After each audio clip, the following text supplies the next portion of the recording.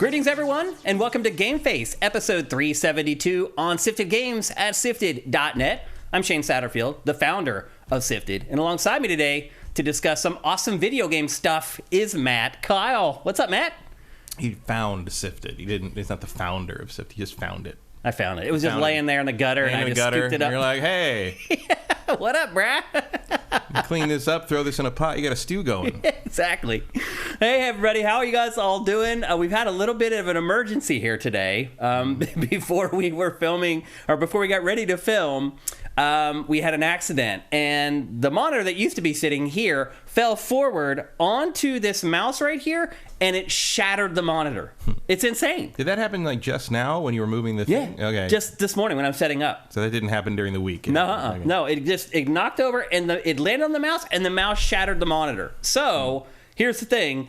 Normally I have a monitor over here off camera that you guys can't see, and that's where you guys are with chat.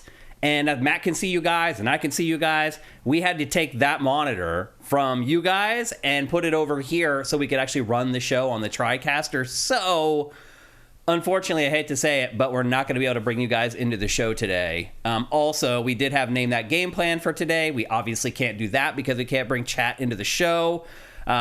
Next week, this will all be fixed. I'll have a new monitor, and it'll be fine. But unfortunately, this happened as we were setting up for the show today, and there was no way to go get a monitor and bring it in time for the show. So we're going to trudge forward. We're still going to do the episode. Matt can see you guys on his phone. I can kind of see you guys on mine, but I'd have to go away from doing the other stuff I have to do. So anyway, just a heads up, we're not going to have as much interaction with you guys as we normally would, which makes the show worse. I'm just being honest with you. You guys make the show better every week. So it's disappointing, but unfortunately, we're just kind of making do with what we got here. And again, next week, we'll have a new monitor. Everything will be back to normal. And then, the week after that, I think, is when the new show kicks off. So, will that matter? You'll have to wait and find out. You're the only one who knows that. That's true. I don't know what you're asking me. How are you doing, Matt? All right. Yeah? Monitor Shane Shatterfield. That's there you go. Correct, Cinetike. There you go. That's very accurate. It's really crazy how easily that monitor shattered. Yeah, it literally fell from there onto this mouse, and that was it. It was just the right angle, the right weak part of the screen, and there you go. Yeah. So anyway. Unfortunately, I don't have any other spare monitors around. Yeah. I usually do, but I finally got rid of all of them. Yeah. We'll have a new one for next week, so don't worry about it. But unfortunately, again, you guys won't be in the show as much as normal this week, which, again, sucks, because you guys do make the show better. Pretty slow week in games. We do have a pretty big game to discuss in today's show that both Matt and I played. Actually, two of them, although Matt only played both of them. I only got to play one of them. We're going to preview Nintendo in 2024 today to continue our 2024 previews. Next week, we'll do Xbox and third party. And then there'll be a bunch of games in next week's episode because we have a bunch of games coming at the end of January. And then two pretty big ones right as February kicks off as well. So these next few episodes of GameFace are going to be pretty awesome for January and February episodes. But otherwise, it's been pretty slow. I mean, I feel like we're still kind of getting back into the groove of stuff. Nobody ships anything of consequence early in January. Early, yeah. And even the Steam upcoming release is just nothing but porn. Pretty much, yeah. I mean, it usually is, but even more so than usual. But even the news this week was pretty slow. There wasn't a bunch of big news stories, so we're not going to have a ton of housekeeping today, which is kind of good because we do have three main topics we need to get to in today's show. And last week, Matt, even though we started the show late, we still went over by 20 minutes or whatever. That's all on me, by the way. I need to corral the shows better. I need to manage the shows better. And that is my goal for today, is to make sure it doesn't go to 3 hours and 20 minutes. We'll see how it goes. But we do have a great episode for you guys today. Yeah, I don't know, Matt. It feels like this was just a slow week in general. The Steelers lost yesterday. Yeah. On horrible officiating. I'm not saying that they would have went on to win the Super Bowl. As I've said all year, they're a bad football team, but they really got jobbed yesterday in that football game. I don't know if you guys watched it, but there were 4 terrible calls against the Steelers that were huge pivoting plays. I mean, I was actually surprised. The Steelers probably should have won that game. I hate to say it, but they didn't, and they're eliminated. And that's always an interesting day for me, Matt, because that's when I turn the page and get a bunch of free time added into my life. It's kind of nice, actually. I wish I could have got a little bit further, but unfortunately, it was not meant to be. But otherwise, it's just been a pretty mellow week. I feel like everyone, like my wife. So when does the fantasy football stuff come to? Oh, yep, good point. So you guys are probably wondering when are Matt and Shane going to do their draft? When is the Sifted Fantasy Challenge going to kick off? That all happens next week. Next week is going to be tough to get everything in the time that we have, unfortunately. We have a couple big games to talk about. We need to do our fantasy draft, and then we'll kick off during GameFace next Tuesday. We will kick off the Sifted Fantasy Challenge, which is the fantasy league that you guys all play in. This year I'll remember to do that. Yeah, this year remember to actually play. So anyway, and then you guys will have a week to get all your picks in for the Sifted Fantasy Challenge, and then we'll cut it off the next Tuesday. So you guys will have 7 days from next Tuesday to get your picks in for the Sifted Fantasy Challenge, and then Matt and I will do our draft next week as well, live right here on Twitch for you guys. So exciting stuff coming, but this week overall was kind of mellow, which is kind of good because I have a bunch of other stuff going on behind the scenes, trying to get the new show done and all that kind of stuff. So it's kind of good that we got this little bit of a reprieve here to start the year. But I think with that, we're probably ready to kick off housekeeping. As I mentioned, fantasy stuff all happening next Tuesday. Get ready. Start doing your research. Do your own research. Get ready to make your picks for the Fantasy Challenge next week. And then something else that's happening right now as far as Sifted is concerned. Right now, we're taking questions for Pactor Factor. Right now. So we get all the time people just asking random questions on our YouTube channel. And I always reply to them. I'm like, yo, we ask for questions at specific points. Like, make sure you follow the community tab on YouTube. And nobody does. Unfortunately, the whole setup for YouTube is kind of goofy. No one goes to those other tabs. Like, no one even knows they're there. Yeah. Well, I forget how to search someone's YouTube channel because they put that magnifying glass so far to the right. Right. Yeah. Well, the thing is like our community tab is where we do communicate with our YouTube family. And you're right. Most people just ignore all the stuff that happens there, except for the people who subscribe to Sifted on YouTube.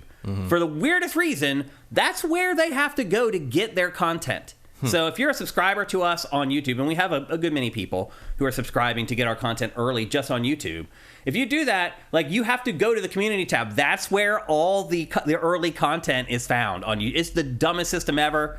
They asked me for my feedback on it, and I shared it with them. Let me tell you.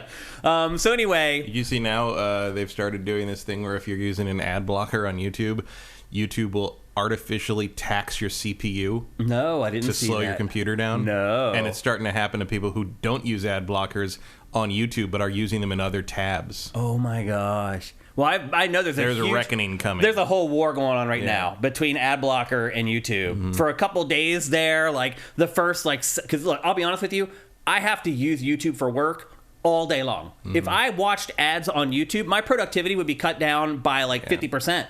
So I do run an ad blocker on YouTube while I am working. And for like a day and a half last week, YouTube would show like the first 3 seconds of an ad, and then the ad blocker would zap it. You know what would convince me to not use the ad blocker so much is if the commercials were sound balanced to the rest of the video. That would help. And it wasn't like video. You're like, this is like it blows the fucking room out sometimes. I mean, watching a 30-second ad to watch a 45-second video, no, that's not going to happen. Yeah, well, especially because the worst is when it's like, oh, I can't get back to the phone or the computer to skip the ad after 5 seconds, and there's like you're doing something else, and there's a moment where you're like, this is still going? And there are some ads. It's like 2:30. There are some ads on YouTube that are like 5 minutes long. It's crazy. And if like there's sometimes where I'm watching YouTube and I fall asleep and I'll wake up and it will be 8 minutes into like a 21-minute ad about like real estate in West Los Angeles or whatever. Yeah. But it's like they've basically made their own bet on that one. It's like, you sold yourself on the whole thing that you're better than actual TV because you don't have to watch commercials all the time, and then you realize that commercials exist for a reason. Well, commercials are worse, I believe, now, worse on YouTube than they are watching television. Oh, absolutely. Because the other part about it is, and I don't want to spend too much time on this, but also because at least you know when the commercial's coming and all the shows have to like design them, whereas like, they pop up. If you don't want to take the time, who does want to take the time to put all the ads in specific places? I do it. They just pop up in the middle of people's sentences. I do it. And the hard part is, like, you can put your ads in very specific places, and when you actually watch it, it'll be like a second. It'll be like 3 seconds off. And then it just ruins the whole thing. Yeah. I see that, too, where sometimes, like, it's like, oh, you wanted it to be here, but it jumps in like 5 words before your sentence is over. And because even if you try. The real problem, though, Matt, is that users can insert ads wherever they want. Right. And so what they do is you watch an ad when the video first starts playing, and then they insert their first ad at like 1 minute and 5 seconds. Because if you look at the data, most people, when they watch a YouTube video, they watch it for like 2 minutes, and then they close it and go somewhere else. So people are trying to get that second ad view in there, and it's it's like a catch-22, because it's making the experience worse, which means people don't want to use it, which means they end up showing more ads. It's just this... as opposed to me, who basically puts H-Bomber guy on as background noise. Yeah. Hours and hours and hours. I think what they're just trying to do is make the experience so awful that everyone just starts paying the $10 a month for YouTube, whatever it is, Plus or whatever the hell they call it. Which, in the words of Michael Caine, never. Yeah. Well, also the problem there is that if you, say you like SIFTD and you're like, man, I turn off my ad blocker when I watch SIFTD because I want to make sure Shane and crew get revenue. It doesn't help the people you're watching at all. Yeah. Yeah.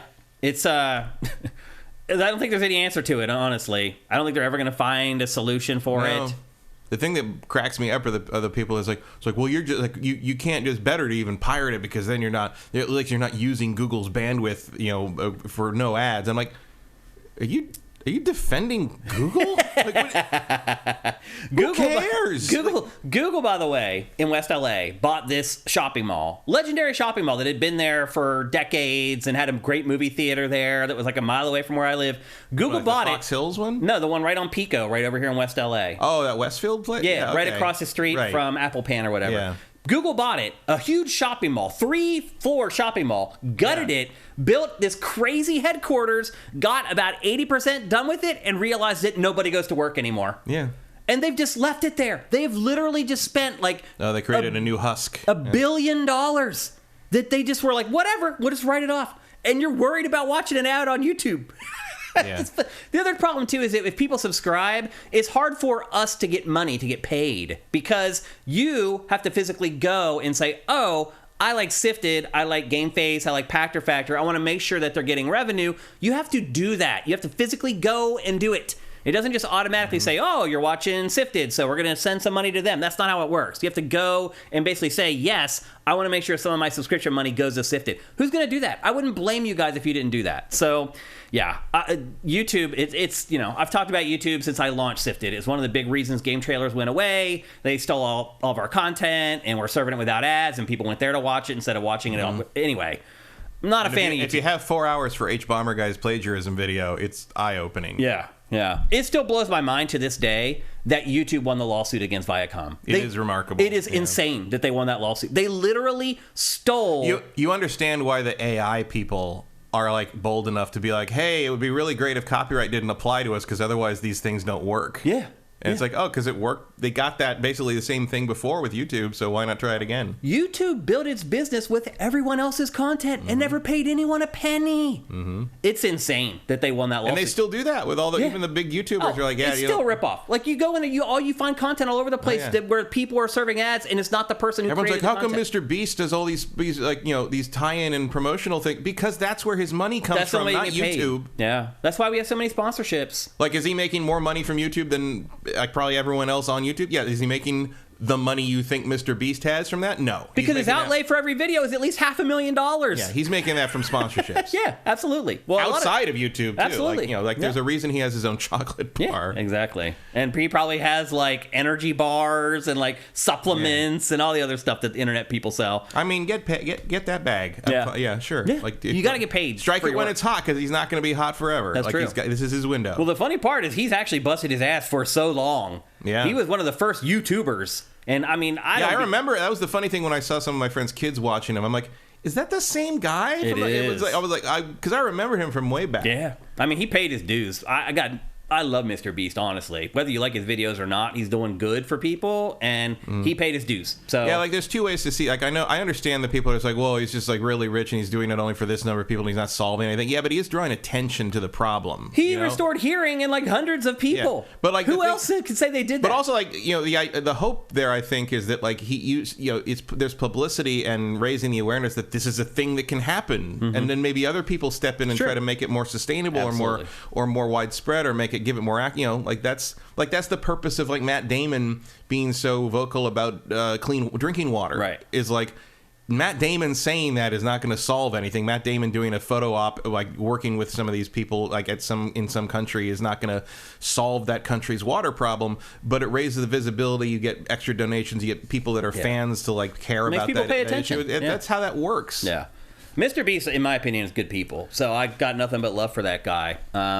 So anyway, just a heads up on what's happening on YouTube right now. And if you are one of our subscribers, then you know on YouTube that you have to go to our community tab to find the videos. It's so dumb. Like, it should just be like you go to our list of videos, and if you're a subscriber, the videos are at the top for you. And maybe there's a little icon on them, like we have, like a little star to show you that like that's for our subscribers. It's very simple.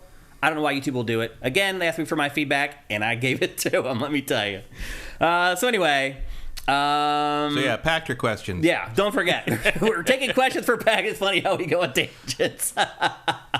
We're taking questions for Pactor Factor right now. You can do that on Twitter, X, whatever the hell you want to call it. You can do it on our community tab on our YouTube page.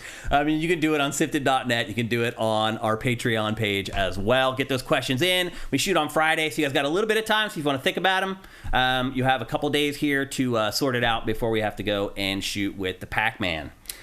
With that, let's get into housekeeping in earnest.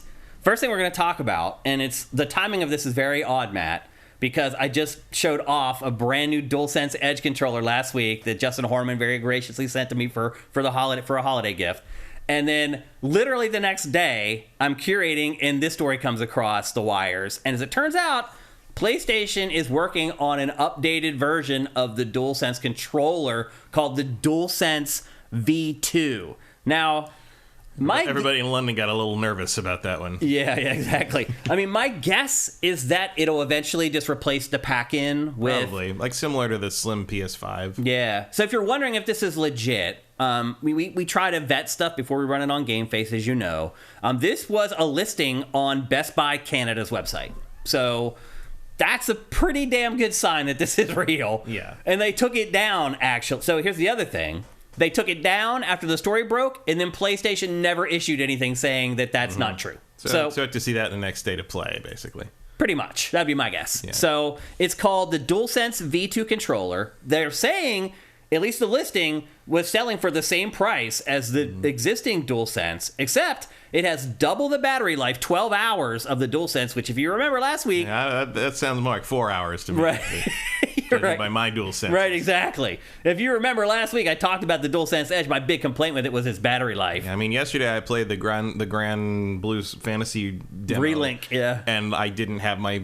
Usually I have my my controller plugged into my laptop to keep it charged, and I didn't this time because my laptop was elsewhere updating, and it was out of batteries by the end of the demo.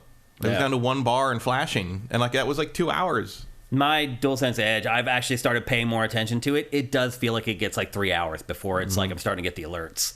And that's with like the rumbles turned off. Yeah. Meanwhile, it's like I saw some tweets this week where people are like showing the Pro controller for the Switch and be like, how does this thing... I charge it once and it stays charged for like 3 months no matter how much I play with it. I'm like, well, that's part of it, I'm sure, is because it doesn't have any fucking lights on it. It doesn't have any lights. Also, the rumble in it is not awful. As advanced. Like, it doesn't have a touch screen on the thing. Like, there's a lot of stuff not drawing power on that, but it lasts forever. It does. I literally think though that like the and N60 it holds that charge. I know, it's crazy. Like I haven't sometimes like there have been times I haven't touched that Switch controller in months, and I pick it up and it's still fully charged. You have to have not bumped it though. If you bump it at all or move it, it actually wakes up and will drain the battery. Yeah, that will do that. You have to like leave it someplace where like you can't put it on the couch, or if you sit on the couch it'll jostle it a little bit and like wake it up or whatever.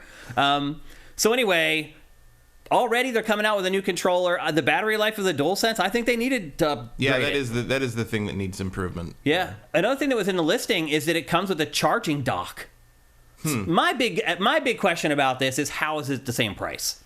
That's where I'm like, I don't know. That's what sounds shady to me. This might actually be finally an example of the components for that 4-year-old controller now finally going down in price. That's true. Because the chips, the components on that might drop in price. They're not chips. Chips are always going to stay up there these days. That could be. My problem is like I don't have any room in my entertainment center for a dock. I don't know anywhere to put that. I haven't had one of those since, well, no, my PS4, I had a controller charging dock. Yeah, I've never had one of those. I have the dock for the Switch, because what choice do you have? I got it at Patrick's party. Oh, it was a gift bag. That's right. You probably had one, you just never set it up. Yeah, it's probably in a bag in the garage somewhere. It's probably still in the Packer party bag in the garage. But he gave them to everybody at his party one time, that and a couple other things. So I have had one. It was kind of more annoying. Like, what ended up happening is I just had one controller that I never used. It just constantly sat in the charging dock. And I never took it out and played it. I just kept recharging the one that I was using. So anyway, if you, like us, aren't 100% happy with the battery life of the DualSense controller for PlayStation 5, it does look like relief is on the way. The fact that there was a listing on Best Buy Canada already means it's probably coming pretty soon. Yeah. Like next month or two would be my guess. And you're right, probably next State of Play, they'll announce it or something. Shadow dropped. Exactly, and it's there. But I think this is good news overall. Download it now. Right. So I think this is good news overall. The price, I would be surprised if it's the same price, but you're right. The cost of stuff does go down over time. Maybe the offsets of what the stuff is now cheaper, they can add. I would imagine that dock is real cheap. Yeah, so it's probably just a piece of one little piece of plastic that just plugs into or whatever. Yeah. So anyway, DualSense probably didn't even come with the cord. Yeah, you're like Apple. Well, it's probably. It probably doesn't. It's probably just like plug the cord that came with your controller into the PS5. No, you're probably right. Actually, no, you're right. I didn't think about that. Yep, you're probably right. Yep. So anyway, that's the DualSense V2 controller. My guess is you'll be hearing more about it very, very soon. Next up, more cultural stuff. It feels like every week I'm disappointed by. Dignify this behavior with that word. Yeah, I feel like every week I'm disappointed at least once in us, like our people, gamers, people who I know I hate to say that, but in a lot of ways they are. They do have a lot of similar interests that we do. I don't care what similar interests. And like it or not, people do corral us together into one group of people, the gamers or whatever. Nope, not me. But you know, Matt, I understand you're not like them, but other people look at gamers as just gamers. I don't see people like looking at the people who did this as gamers just as chuds. Yeah. I mean, because this crosses all kinds of hobby lines into comic books and movies and TV and all that. Like this isn't less and less being assigned to people into a particular thing and more being assigned to a particular kind of person. Yeah. Which is good because that is accurate. It's true. By the way, the story is that the face actress for Mary Jane in Marvel Spider-Man 2 has been getting relentlessly harassed by gamers. And this is a woman who's not used to working in this space. Well, she's just a face model. She was a face model for the first game, too. Mm-hmm. But the problem was that a bunch of dipshits, as is typical, decided she's ugly in the new game because her face looks different. And some people chalk this up to being like, oh, she's supposed to be older. They're all supposed to be older. They look different. Mm-hmm. But the main difference is because the actual model, this woman, was in a horrible car accident and had her jaw shattered and had to have it all reconstructed with plastic surgery. So she looks a little different. Yeah. And so people were calling her work because she has a day job and sending her death threats and trying to show up at where she worked. And it's horrible. And she had to go on social media and basically tell everyone that this was happening and to knock it off. And I don't know if they actually knocked it off. Hopefully she got the police involved somehow. Not that they really do anything in these situations. Yeah, it doesn't feel like they ever do anything. Well, because it's just like, we can't do anything until they hurt you, basically. Well, the other problem, too, is that a lot of times the people who are doing the harassing are outside of their jurisdiction. Right. They're in some other state or in some other country, and they're like, well, we don't have any power there. We can't do anything for you. And as you said, the chuds know this, and they know that they can get away with it. Until it comes down to violence, in reality, it seems like the authorities just don't care. They often don't. And it's, it's pathetic. It really is pathetic. Another example. It's like, you don't have to like what Mary Jane looks like in the game, but what the fuck is wrong with you? Yeah.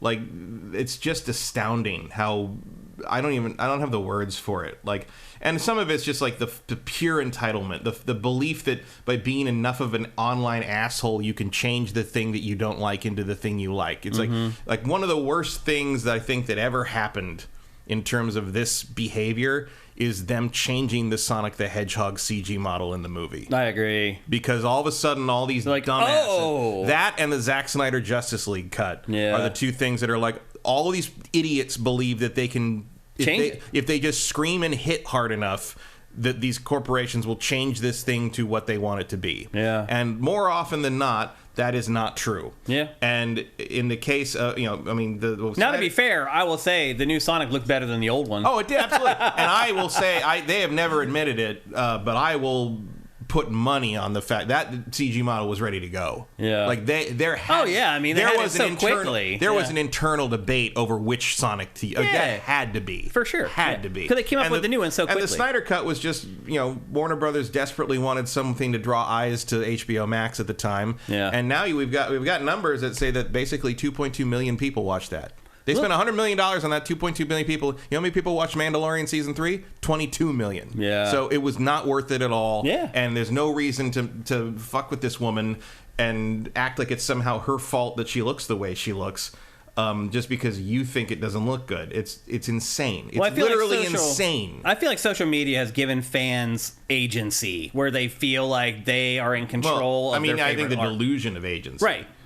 In some cases it has happened, though, and you're right, that's a dangerous precedent to set, even though, again, the new Sonic looked better than the old Sonic, and in this case the fans were right. They're not going to be right most of the time. No. I want the artist to make their art. And it's never going to be something where it's like, the fans said this thing, so we're going to start from scratch to change it to be what they said it should be, because that's not what happened in Sonic. No, they're going to find the quickest, dirtiest way. That was an argument that they were having in production over what Sonic should look like. And when the fans revolted against that first trailer, I believe the director wanted him to look the way he ended up looking, more like the game. Mm-hmm. And you saw the director tweeting that day about, like, hang on, we're going to figure it out. Like that dude lost a fight with the producers at the studio and now realized he could win. Yeah. I would bet money on that. They've never talked about that, and they never will until everyone's so old their careers are over. And again, you can talk about it, it doesn't matter. Maybe we'll hear about it in like 20, 30 years.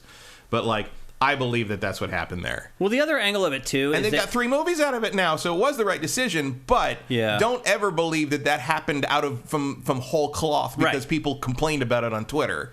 Well, I think the other thing, too, is that, you have people... There's so many things that are run by Patreons and Kickstarters and things like that people literally have skin in the game now. Mm-hmm. It's different. And so I feel like they feel that they have agency and that they should be able to tell the creators how they should be creating.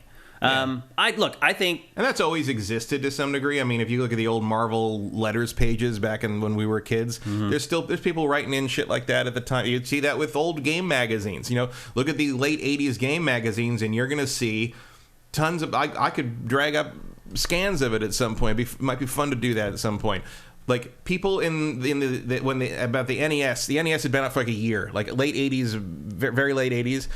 I can do Video Games Computer Entertainment Magazine. Almost every month, there's a letter in one of those the letters column talking about how creativity and innovation in video games are dead and are never coming back because everything's a Mario clone now, and Nintendo has killed video games. Like, that is an actual every month there's someone saying that about how all the innovation of the old days and the Atari 2600 and the old arcades is gone, and now we're stuck with all this cookie cutter crap on consoles, and it'll never be good again. Yeah, it's the same shit you hear today too. Yeah, every time. Yeah. And no one had to listen to those people then, and they shouldn't have, because they were wrong, and they're wrong now too.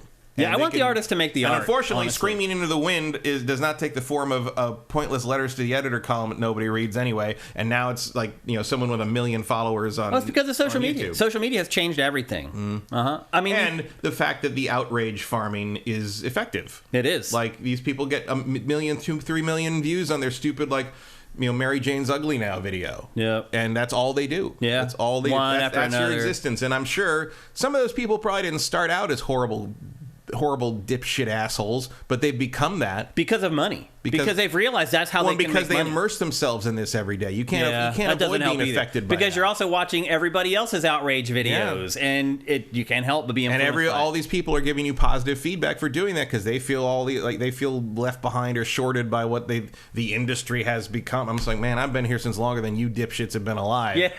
And I think it's better than ever, so I don't know what the hell you're talking about. Yeah. I mean, we're in a time, we've never really dealt with this before. Like, again, the combination of crowdfunding things and social media where everybody has a voice. And in some cases, like, if you have 1 million followers on Twitter or whatever, and you tell your followers to not buy something or not go see something, that matters. It can. I mean, you could do the math very simply. If it's a film and you're like, don't go see this film, and you do the math and it's like 15 times like 800,000 or whatever, that's a lot of money. Like, it is, but it's not enough to matter. Yeah. In a blockbuster thing. I mean, it worked for Sonic. Well, it worked for Sonic in the sense that... But everybody was pissed off. Everybody like that. Also, like, you know, the chuds were not the only ones mad about it. It was everyone who thought Sonic should look like Sonic. You know, it's a different situation. I mean, I think you and I also agreed that the first Sonic looked weird. It's terrible. Yeah. It's absolutely terrible. But, like, you know, if that was how they decided, that's how they decided. And, you know, and that's happened in adaptations of things plenty of times. But, like, you know, there was a time when, like, Hellboy would come out and you're like, wow, he looks like the character. I recognize who that is. You know, Spawn was notable in 1997 because they didn't change the look of the character. I don't understand how they find Mary Jane unattractive in the game. Know. She's hot AF. I'm like, what are you talking about? Like, what's wrong with people? I don't get it. Look, beauty is obviously in the eye of the beholder or whatever, but I mean, she looks pretty damn good in Spider-Man 2. I mean, does she look like, you know, no one in that game looks like a supermodel. No one in that game looks they look like human beings. They look like people. Yeah. And that's... And I know there's people that's like, well, that's not the point of a comic book. But it is. Like, okay, it's like, yeah, I know everybody draws everyone like they're in a figure drawing class and everyone has 0% body fat. But, like, it doesn't mean that that's how they have to look in every medium. Who decides what the point of anything is? Nobody. The artist gets to decide that. You as a fan, me as a fan, I don't get to choose that. The artist chooses what the intention of the art is. And back in the day when Rob Liefeld would take over a book you cared about, your only option was to stop buying it. Yeah. Because, like, I couldn't look at that crap. Yeah. So I would, you know, that was the end of Maybe you hand wrote your letter in, and maybe not even that. Like, some people will. It was the style at the time, and so it's like, okay, now he's on New Mutants, and I read New Mutants for 90 issues, but I'm gonna stop now because I can't look at this man who can't draw feet. Yeah. Well, here's one thing I know for sure. Y'all aren't the ones doing this. You guys are all great people. I see you guys interact on SIFTD every day. This is not your MO. So we're not calling you guys out and saying do better or anything like that. But there are some people who maybe watch our show on YouTube that might be doing this stuff. And you need to stop. You need to stop. You need to step back and be an adult. And you need to stop. It's insane. Leave these people alone. She's just a face model. Yeah, whine about it online all you want, but leave the actress alone. Like, what the hell is it? What are you doing? What are you doing? Stop making the rest of us look bad, man. We've Matt and I and people our age. I don't hold with that. You don't make me look bad because I ain't you. I'm not. I don't. I feel I do look bad to some people. My family does not delineate Shane the gamer from gamers. Well, they also don't know that anyone's harassing Mary Jane's face model. So I think they know that stuff like that happens for sure. Sure, but, like, whatever. Yeah. Like, I always go back to an old Chris Rock bit. Where and this is kind of the same thing with, like, you know, where people are like, oh, men do this, and all these, you get all these like, not all men, blah, blah, blah, blah, blah. And, like, I don't get that way because I don't think that, and the reason, and I realized later the reason is this thing that Chris Rock did where it's an old, I mean, it's 20 years old or maybe more now, but he's talking about, like, how nasty and obscene and gross, like, lyrics in hip hop and club songs. If you just say the words instead of rapping, and he's like, you see these women that are, like, super empowered and, like, you know, feminists, and they want these, and then they in the club dancing to songs like "Slap Her with a Dick," "Slap Her with a Dick." Yeah, I remember that bit. And you're like, and I was like, don't you find this, like, kind of offensive? Like, isn't this sort of, like, really gross that's and every one of them that I asked is the same thing. He ain't talking about me. Right? Slap her with a dick. Slap her with a dick. And I'm just like, yeah, they ain't talking about me. So why would I be offended? They're not talking about me.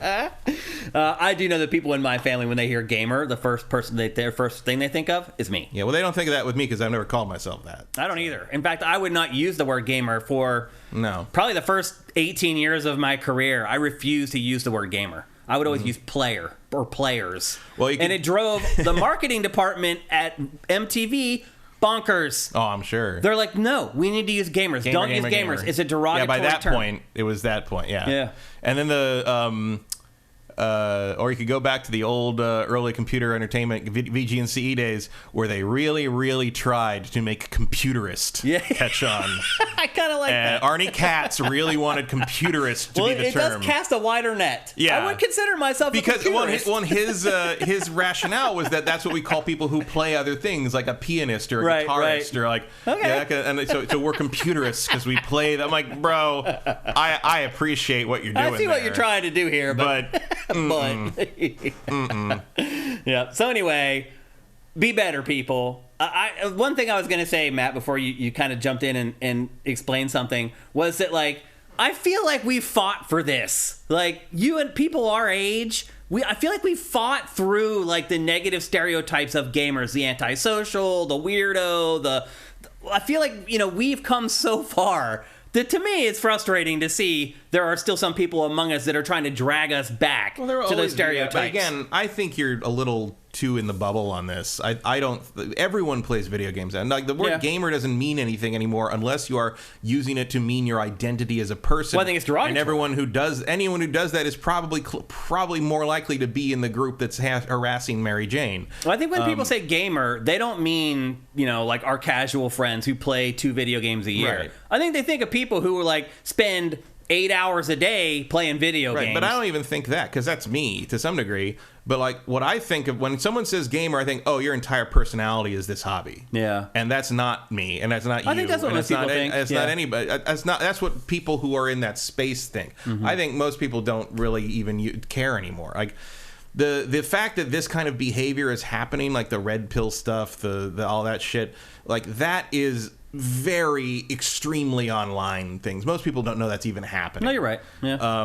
Like the stigma comes up when, like, you know, a mass shooter is a big gamer. He has a Doom poster on his wall. I mean that goes back to Columbine, right? It does, like that's never going away because they practiced while playing Doom, and like I don't think that would work really anymore because too many people in the general world have played video games and know that playing a lot of Call of Duty is not going to make you a better shot in the real world. They also know that it's not going to make them go out and shoot people either. Right. Well, because they're playing Call of Duty and they're not shooting anyone. Yeah, because there would be tens of millions of shooting. Right. Like, it's like, well, I mean, there's not tens of millions. There kind of are, man. There's hundreds. Not because of games, but there's not tens of millions. You know, if that was an actual connection, especially when, you know, the funny thing about that is the fact that they blame the most popular games on the planet, like Call of Duty and Grand Theft Auto. It's like, if Grand Theft Auto 5 was causing actual sociopathic murderous behavior, our society would be in ruins. We'd all be dead.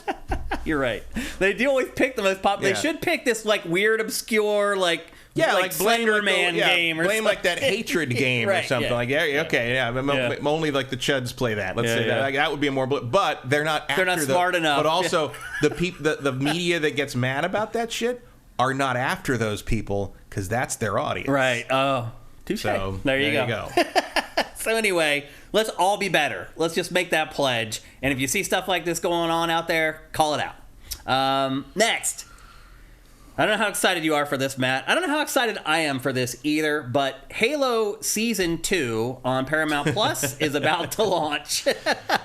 It won't go away, huh? Season 2 starts on February the 8th. I saw a clip where he's fighting completely out of his armor.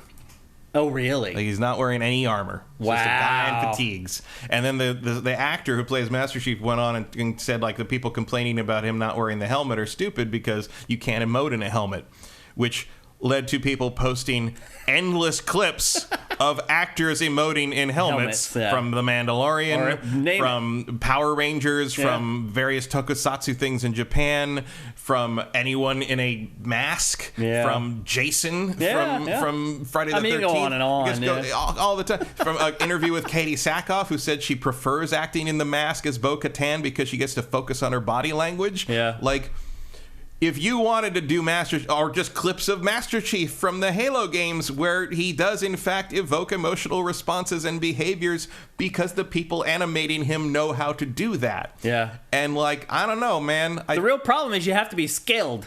Yeah, it's a skill issue. It's challenging. There's it's not plenty easy. of times I know what Iron Man's thinking, and he's got his helmet on, or Spider-Man, and he's got his mask on. Just by cocking his head a certain direction at the right time. Like, it took Hollywood a long time to learn that about superheroes and masks and helmets, but like we got there. Like fucking Pablo Pascal wasn't even in Mandalorian season 3. You're right. Yeah, just voiced it, and it was fine. Yeah, it was great. I mean, Master Chief can do it. I promise. Way more than fine. More and more, it's just like, God, Halo should have ended at 3. Yeah, I agree. And now, right now, should be the time they'd be thinking about bringing in Halo 4. Yeah. Like, it's been laid dormant for like 15 years. Now what can we do with it? We're thinking about what to do with it. Like, you know, imagine how much more impact Wake Me When You Need Me would have if they'd waited like 10 years. Well, the funny part about it too is that like they've ruined it now. Right. Like it's too late. Like they've already shown their hand. Like well, especially this show. I'm never looking at that show seriously. Yeah. You know, well, the show itself, like the first season, I enjoyed the first couple episodes, and the more I watched the first episode is like, oh wow, like that's really well done. Like, and then the more I watched it, the less I liked it. Yeah, the more they made Master Chief into just some random guy who happened to have armor. Like I didn't recognize it anymore. Yeah, I didn't feel like. And Halo. Look, if you want to just tell an in the universe of Halo story about some ODST guy who okay, cool, but like. Another option that I think I saw people talk about that I think would have worked is if the whole show was from the point of view of like an ODST squad and Master Chief was basically like this god striding through the battlefield at times. And they slowly got involved with him as like sort of they get stuck in an operation where they're stuck together or whatever. And like you slowly learn about the real version of Master Chief from them as they get to know him. And then maybe you could move on in a season 2 and have him be the central character because you've established who he is and what people see him as. Yeah. I mean, the crazy part is they figured it out already. They did. They made Halo ODST. Yeah. Like, they already understand this. Like, they were the Rogue One before Rogue One. Yeah, and the universe can support that. Yeah. Like, that's the thing is there's other stories. I mean, the 343 should learn that, too. There's stories to tell in this universe that do not require Master Chief at the center of it. Yeah.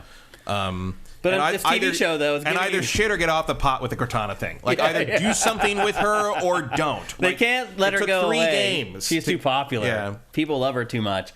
If you haven't figured out, by the way, this B-roll we're showing you is not from the TV show, the Paramount Plus show. Because if we show you that, we'll get copyright flags. Yeah, also you can tell because he's got his helmet on. Right. So anyway, season 2 is launching on February 8th. I don't even know if I'm going to watch the first episode. I completely fell off by the time the end of first season 1 came. I can't imagine. I got other things to watch. Yeah. And I'm not paying money for sure to watch it. Oh, no. Is that Paramount? Paramount Plus, yeah. I think I do still have Paramount Plus, but just for Star Trek, really. By the way, just in case you care, they did put the whole first season up on YouTube to watch for free to try to sucker you in so you go and pay for season 2. So if you do want to watch the first season of Halo, you can right now. Which might be the worst way to try to get me to watch season 2 by showing me season 1. They probably should have just put the first episode up. The first episode is pretty solid Halo work. Yeah. And then it just like it feels like, did you just want to make like a spin-off of The Expanse or something? Kinda. Because like it feels except not nearly as good as The Expanse. Yeah. Like it's so weird the way. So anyway, Master Chief doesn't fuck. I'm sorry, people. Like that's just not. Yeah, he really doesn't. Like no. Yeah, he shouldn't. Like the closest relationship he has was with an AI in his head. Yeah. Literally in his head. He puts the chip in his head. So anyway, there you go. Halo, the TV show, season 2, launching February 8th on Paramount Plus. I feel like we talk about this next game every single episode of GameFace because we do. And love it or hate it, talk trash about it all you want. I will say this, Warner Brothers and Rocksteady know how to make sure that their game is in the news every single week. I think it has been in housekeeping on GameFace literally the last 8 episodes straight. Yeah, but there's always some little tidbit about it. In the same way that you know that you can always get KTLA to go live if you get in a car chase. Right. You know, it doesn't mean a good thing happening. That's true.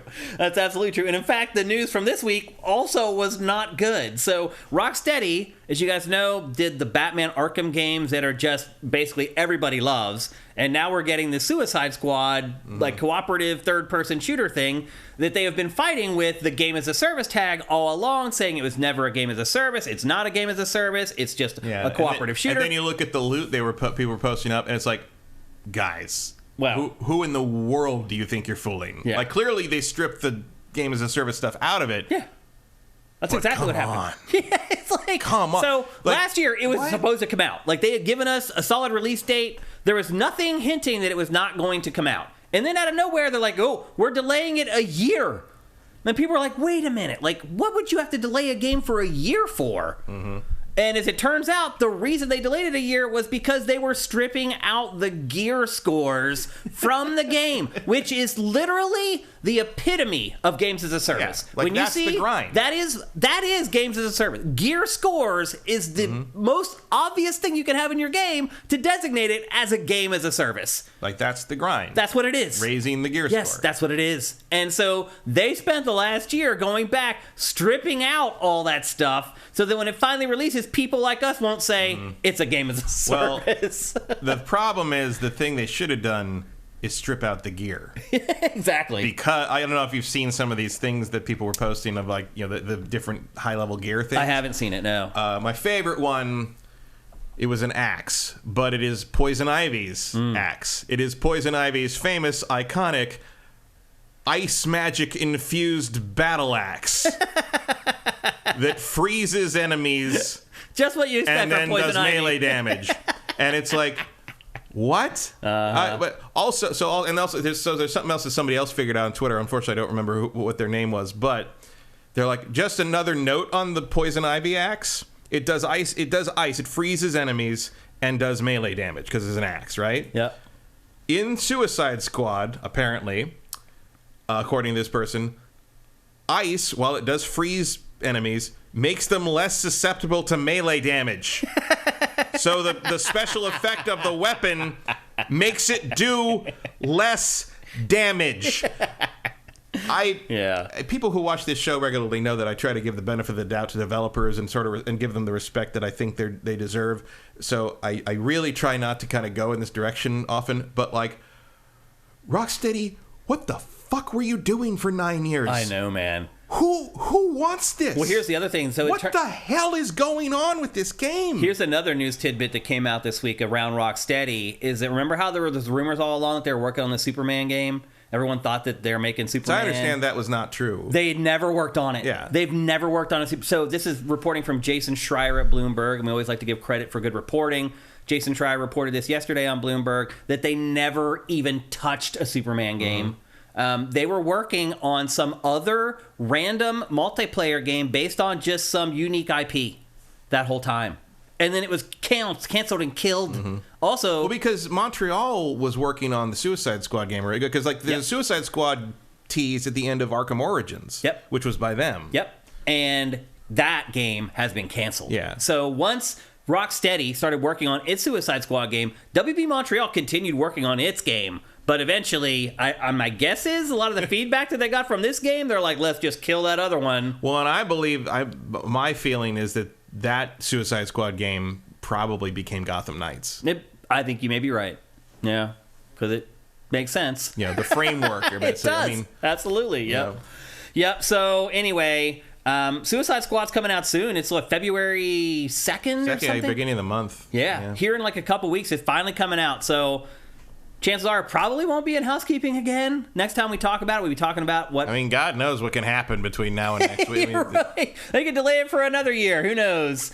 It seems like Warner Brothers is just like, do whatever the hell you want, because, I mean, they've had this studio sitting around not releasing anything for almost a decade at this point, and seem to be okay with it. But anyway, it does come out in a couple weeks. Makes you wonder what happens next. Yeah.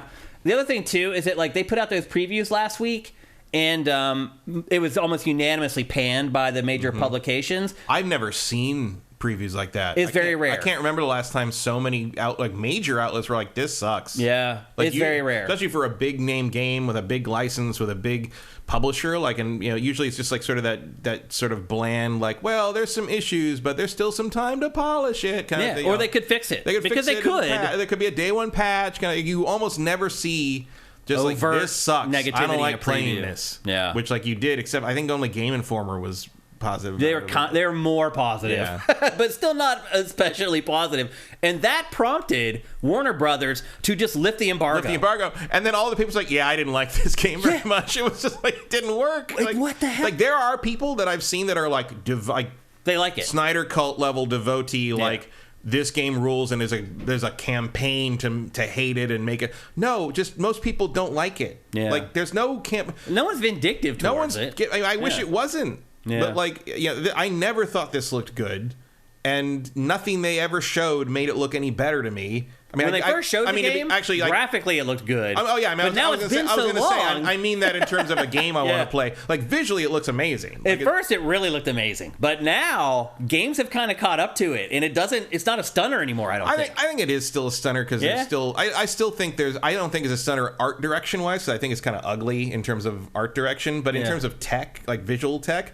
I think it's up there with. It's a good-looking game. Because like when I first saw it, though, I was like, it's not like Avatar or anything. It's not on that level. But like, very few games are still on this level. It's still a game that was made for next-gen hardware and the current. The new. It was one of the first announced games. Yeah. So I think specifically was. I think it still looks real good in that. I think it's ugly aesthetically. Yeah. But in terms of the graphical tech, I think it looks great. Yeah. They're doing some really interesting stuff there. Well, not much longer to wait. Again, just a couple weeks away until the game comes out. We'll be talking about it here on GameFace in the very near future. And I hope the story is somewhat good because, usually the story in these Warner Brothers games are actually pretty good because they get, real DC writers, people to get involved and do this stuff. It sounds, needlessly edgelordy so far, but, there's so many leaks and contradicting things about what happens in the story that I think all we really know is what we've seen from the demo. I mean, I do think it's bizarre that that's how they decided to end the Arkhamverse. The museum tour of what happened post Arkham Knight is just bonkers. Yeah, that is bonkers. Why is that your send off for the why would Rocksteady want? Why did we go through all that? And that's how the character ends. What? Yeah, why? I agree with you. Yeah. Why is this not just its own thing? I don't know. It's so weird. They've handled this whole thing all wrong from the beginning. Yep. Yeah, and even then, I know the Rocksteady person I think the last couple of days was don't expect more Batman games from that's probably not going to happen. It's what are you going to do? What are you going to do? They're going to work on some random multiplayer. Even if you're not having Rocksteady do it, why aren't you putting fucking Batman games out? I don't know. Because they sell like crazy. And they're still doing something because they just put the patents in Batsuit in Arkham Knight. I know. That's a 9-year-old game that just got new DLC. What are you doing? Weird. It's so weird. I hear you. So anyway, couple weeks and we'll be able to find out for good what's up with Suicide Squad Kill the Justice League. Next up, we've been talking about AI a little bit here on GameFace over the last 6 months or so because it's a big topic in games. Developers using AI to develop games. Is it ethical? Is it not ethical? Is it okay to take jobs away from people? We've talked about how automation has taken jobs away in tons of other sectors in business, and people don't care about that, but they do care about art a little bit more. And we just had the big actor strike where nobody could produce any video content, basically. For how long did that strike end up lasting? That was 9 months. 8 or 9 months, yeah. And SAG-AFTRA, which is the union for the actors, was a big part in that Hollywood strike, and they also play a big part in how games are produced as well. And SAG-AFTRA last week negotiated a deal for using AI to replicate voice or face? I think it was voice. Voice. And signed a deal with the production companies without talking to the actors. Very weird. They just went rogue, basically, and were like, oh, this is good enough. And now the actors are seeing the deal, and they're like, we never would have agreed to this. No. How do you get away with that? I don't know. SAG is usually pretty hardline about, they don't take their job lightly. Yeah. And usually they take real stands on what for actors and for even the small extras and there's you dealing with SAG is especially as a producer who makes short films, dealing with SAG is the scariest thing. They're hardballers. If they decide they don't like you or don't want to give you permission or don't want to accept your paperwork, your movie doesn't happen. Yeah, that's why coordinating producers, people don't realize, are maybe the most important person on production. Oh yeah. Most people don't even know what a coordinating producer is, but they're the ones who handle all that crap. And if you don't have a good one, it could ruin your entire production. Yeah, if your SAG contact decides they don't like you, all it takes is one slip up, you're done. And so it's shocking to me that they have allowed this to happen.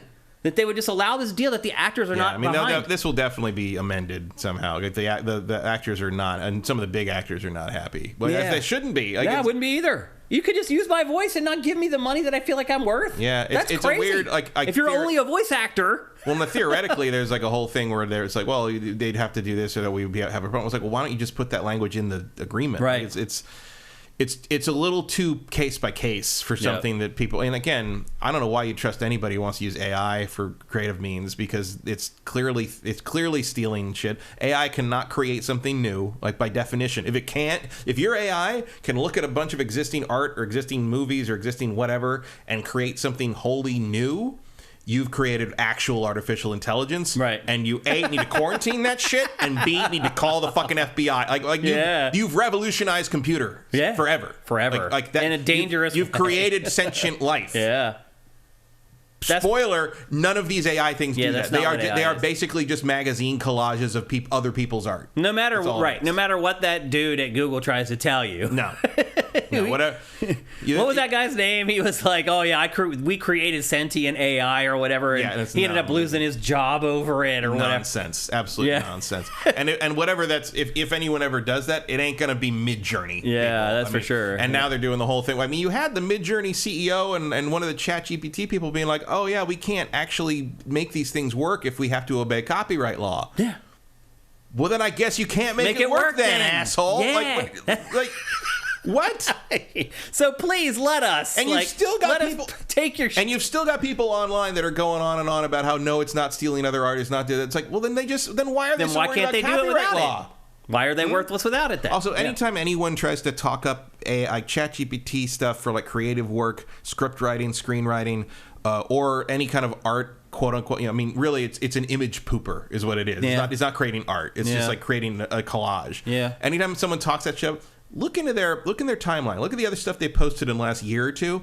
You will always find NFT stuff. Oh, yeah. Always. Oh, crypto, definitely. Because the NFT thing collapsed and they're on the new grift, and that's AI. Well, they went from crypto to NFT to AI. Yep. It's just... That is the pipeline. It's so hilarious. And the trouble is, the trouble they're having with the AI thing is too many people know it's bullshit, and too many people that are involved in these sort of same industry. Tricking someone into buying a JPEG of an ape... Yeah. Once we've already pre-weeded out the people who can't think critically because they're already buying so many cryptocurrencies. That's pretty easy. Yeah. Trying to go to people who do this for a living and have solve logistical problems for a living in terms of production and art and all that, and know what art should be and know how to frame a fucking shot, which no computer knows how to. Like, look at all those AI things. Wes Anderson. First off, Wes Anderson's shots don't look like that. Yeah. Second, they're all centered. Yeah. Everything. AI doesn't know how to frame a shot for an emotional impact. Yeah. And it never will. It also doesn't know. It will look indistinguishable from reality. It'll look photorealistic, but it will never be able to understand why things are. It will never know why things are the way they are. It can only replicate. And that is how you get. That's how you get stuff that's actually as stale and bad as the chuds want you to believe Disney's Star Wars is. Right. Yeah, it's true. And to be clear, I don't put it past Disney to try using shit for. I mean, that may happen. Yeah. Like, I'm not saying that. But what we're seeing now with games is games come out and then they tell you, "Oh, we use this. We use AI to make this. We use AI to make." They hardly ever discuss it before the game comes out. Then it comes out. They get called on it because it's not that hard to tell when stuff is built by AI. People see it. They're like, "That's AI," and they're like, "Yep, we did. We used AI for this, this, and this." And you'll see it more and more. You see, like, look in the credits of current TV shows coming out. A lot of times you'll see, like, title sequences or whatever this designed by Midjourney or whatever. Really? It's more and more. Yeah. I mean, the Secret Invasion opening credits were AI generated. People freaked out about it because it's terrible. I mean, especially because, like, that show was terrible, but, like, that show was about real people being replaced by shape-shifting aliens. Hello? Oh, the irony. Yeah, I hear you. So anyway, I'm kind of surprised that the games industry has decided to work with SAG-AFTRA instead of starting its own union. I mean, no actors would really want to join that separately. Probably you don't think? That would probably also be... Even if you only work in the game space? No.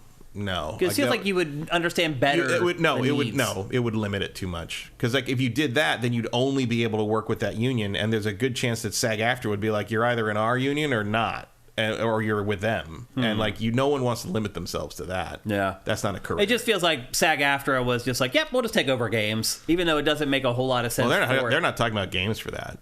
What do you mean? You mean like, I mean, they're just voice actors. Right, yeah. There already is a voice actor guild, and it's SAG. Yeah. Like, starting a separate one for games. Yeah, I guess you're right. For games in particular, the job's the same. Yeah. Whether you're voicing TV commercials or films. Usually the location's the same for that. Yeah, you're right. It's all the same recording studios, all the same actors. You don't want to limit yourself. I mean, there have been obviously non-union productions back before games were, the original Metal Gear Solid was a non-union job, which is why everybody's name in that cast list is fake. Yeah. Cam Clark is there as Jimmy Flinders and all the... I can always tell AI voice work. Oh, yeah. I can listen to it and tell it instantly. Like, I'm surprised that they feel like this is a viable replacement. I don't know. I mean, it's going to get better, obviously. And like, if you have permission and you have... if you have a template you're working from and someone has provided that, like, again, like the AI assisted Darth Vader voice is almost indistinguishable from the original Darth Vader voice. It's when you use it for longer stretches. But there's through a lot of vocal processing. That is a voice that's custom made. Like same with like I think, I mean, it doesn't have to, but I would think it would be nice, especially now that he's gotten his Lifetime Achievement Emmy Award. At some point, Peter Cullen should probably license his voice to be AI created for Optimus Prime. It can go on. So when he's gone, you still have Optimus Prime. Yeah. But again, Optimus Prime's voice goes through about 14 layers of vocoding, which covers up a lot of the artificiality of what... If you're going to try... I mean, the guy in the Prince of Persia game, that the one NPC that they forgot to record lines for, and they just used AI, and now they're going to patch in a real human performance later... Everyone knew that was AI the instant they heard it because it's just supposed to be a person. Yeah. And it doesn't sound like a... I mean, you can always tell on YouTube... things. They put the wrong emphasis on the wrong syllable a lot of times. But you can also tell, like, there's YouTube videos that do it. Like the YouTube, probably half of YouTube videos at this point, a lot of them are AI voice. Kyle Hill has a bunch of videos on like fake science videos that a lot of them use AI, and you can tell because they mispronounce stuff, they don't understand jokes. The Finals has that problem. Like there's banter between those announcers that doesn't land because the AI doesn't know how to deliver it. Yeah. And I guess there was no way to tweak it to do. Like, that's kind of part of the key of making this work, is you're going to need to be able to tell the AI this is a joke. Yeah. And you need to deliver it a certain way. Yeah, a lot of ESL creators on YouTube, English as a second language folks, they're just using AI now to voice their stuff. And then if sometimes you run into people, it's like I linked a video yesterday to one of my group chats, and they're like, "Is this AI?" I'm like, "No, he's just from Northern England." Like, no one from Northern England. The Northern English accent doesn't sound real. I know. It's like that's why they're so over everything. Is they wake up in the morning and they're like, "Shit, I got to do this accent all day." Yeah. But that's also an indicates like people are paranoid about it. They're like, everyone's that's the tiresome thing, is you can't just instantly engage with art now because you have to like have this quick moment of like, wait, is this fake? Is this AI shit? Yeah, you have to be on can't guard. just appreciate, and some stuff, there's some AI things that I thought were fun. Like there was a AI generated series of Star Wars characters giving each other Christmas gifts this past Christmas, and one of them was Princess Leia opening a box that said "Pieces of Home," and it's full of rocks and rubble, and Han's cracking up next to him. It's like, okay, that's funny. Yeah, like, that's a good gag. Yeah. You know what would have been better?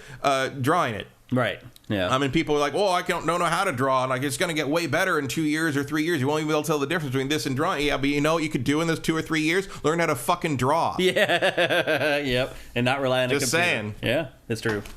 So anyway, it'll be interesting to see how this plays out, because the voice actors are pissed, and it doesn't seem like they're going away. So no, I think the voice actors will win this showdown in the. I mean, SAG Gen Sense to listen to their members when it comes down to it. So I think this will be fixed. Okay. You're right. It's weird that this happened at all. It shouldn't have happened. But I think it'll get fixed. All right. Next up, one of the industry's biggest MOBAs, and if you're not familiar with what MOBAs are, they are games like League of Legends and Dota 2. One of the bigger ones in the industry is a game called SMITE. It is a third-person, over-the-shoulder MOBA, a little more action-oriented than a lot of the other MOBAs are. It has its own kind of niche. Yeah, it was one of those games like, maybe this is the MOBA that'll hook me. Right. Nope. And they announced, finally, after like a decade, they announced SMITE 2 this week, which is kind of crazy, first of all, to release a sequel. They should have called it Smote. Smited. Yeah. Which is weird, because generally these games don't get sequels. Yeah. They just keep building on top of them, or they may like completely overhaul the visuals at a certain point, but they still don't change the name of the game. Well, Hi-Rez Studios has decided that it does want to do a full-on sequel called SMITE 2. Did we learn nothing from Overwatch? What'd you say? Did we learn nothing from Overwatch? Exactly, yeah. And the thing is I think most fans would be okay with it, except we've just found out that the cosmetics that you bought in SMITE 1 will not carry over to SMITE 2. You poor deluded fools. Hi-Rez said that it would take 256 man-years to convert all the cosmetics that are already in SMITE over to SMITE 2. I do not believe that at all. Well, if you hire 1,000 people, that's like 3 months. Right, exactly. I mean, right. That's what you're saying. He's saying with our 5 dudes, it will take 256 years to release it all. How do you feel about this, Matt? Do you think this is a right move? Do you feel like once you get involved in a franchise like SMITE, that anything that you buy there, you should just have it in perpetuity? Because, let's be honest, everyone's probably going to eventually move on to SMITE 2, and they're going to leave those old cosmetics behind. I mean, I don't think it's imperative that happens, but I do think that if you're making a game like this, you have to recognize the reality that people get attached to their stuff. Do you think most people, when they play games like this that are ongoing for like a decade or more, don't you think that most of them assume that like that stuff's just going to be there forever, that they're paying for? I mean, I don't know if most people... I think if most people are doing that, then most people are hopelessly naive. Yeah. Because that's just not how anything works. Yeah, I mean, nothing's forever. Yeah. Maybe they just don't remember that like MMOs have come and gone, and pay to play games have come and gone. A lot of those games people threw. Where's Farmville these days? Right. Yeah. Maple Story. Yeah, it's just, but not RuneScape. That fucker won't go away. It won't die. I was thinking about that this week actually because City of Heroes is back. Yeah. Got an actual the fan server got an actual license from NCSoft, and now you can go play it for free. Yep, which is great. Which is cool. Yep. But like, you can't, it'd be like expecting your old characters to still be there on that. It's just. I think some people would expect that would be the case. Those people are dumb. In this case, it's just like, this just seems like, it doesn't seem like the issue is with the players. It feels like the issue is with the company. It's like, do you not understand the reality of the product you made? Like, you have spent all these years getting people attached to these characters and attached to these cosmetics and giving them a reason to want to pay money and because the game is free. Yeah, that's the thing with these games. That's the whole thing. The game is free. The only thing people pay for are the cosmetics. Like, the attachment to your game is based on the ownership of these things and the customization and what they've earned in this game. And if you don't think it's important to carry that forward, then you are the one who's out of touch. Yeah, I mean, that's why they pay for it. It may not be feasible. They may be right that like it would be very difficult for a team their size to actually do that. But it's like if you weren't building this with this in mind from the beginning, that's on you. I mean, it's kind of the cost of doing business, isn't it? Yeah. At this point for games like this. Like, what did you think the outcome? Right. I mean, you're back at the Duh consulting agency again. Yeah, exactly. Like, I'm not I'm not up. saying it makes it feasible. I'm not saying it's reasonable for people to expect that. But like, that's what's going to happen. Yeah. And we could have told them that easily. We could have told them that. Yeah. So, which is why you just probably don't release a sequel. Yeah. You just keep building on what SMITE. you got. And I understand the temptation to make something bigger and better, and we can do this now, and we need to change engines for it, or we need to like completely overhaul or revamp to the degree that we couldn't do it in the original game, that kind of thing. But like, yeah, I mean, maybe at that point you just make a new game. It's not SMITE 2. That's just like another game by you. But I know they want to just switch to this new one and only maintain one game, because now you're in that same problem where we don't have the manpower to maintain 2 of these at the same time. The other thing too is like SMITE 2. It's like one of those like Fortnite style games where they have this art style that can scale down very easily to run on weaker consoles, on weaker rigs. It is built in an Unreal Engine. But it's not like you look at it, you're like, well, damn, you could never do that on like last gen No, like it's not like the overhaul is so drastic that it makes sense that they couldn't redo all the cosmetics for it. I don't know. I mean, it sounds like it's just a time thing. Like, it's not like you could redo all the cosmetics. An investment. It would just take forever. Yeah, exactly. They're not willing to invest the money to bring in enough artists to redo all the skins and all the stuff that people have paid for. I mean, what's going to happen, I think, is people just aren't going to play SMITE 2. Yeah. They're going to just keep playing SMITE. The first one. Yeah. So the question kind of becomes like, are you going to shut SMITE 1 down and try to force it? In which case, that would be I hope everybody's got their resumes updated, because again, call the Duh Consulting Agency and we'll tell you what to do in that situation. And it is definitely not that. It also just seems like a weird move. I mean, I understand the desire to make something new and exciting and cool looking. I actually think the first one looks a little better in some ways. In a couple of these comparison shots, I thought the characters in the first, I wasn't until a couple of those comparisons, I'm like, I thought the ones in the first one look a little more detailed. Well, they just look like, I don't know, more endearing. Yeah, there's something more. There's more stylized. Yeah, and like I can tell who they are more. Yeah, I don't know what else. It's kind of like Transformers movies, right. where I see Optimus Prime and I'm like, that's not Optimus Prime. That's not the one I know. Like I recognize the head, but that's about it. Yeah. Like he's red and blue. But, right. Yeah. I mean, they didn't want to make him red and blue. Really? Because red doesn't show up on film very well. It's hard to shoot. Which is true. Which is why he's only got the red flames and mostly he's blue. Yeah. But it was basically like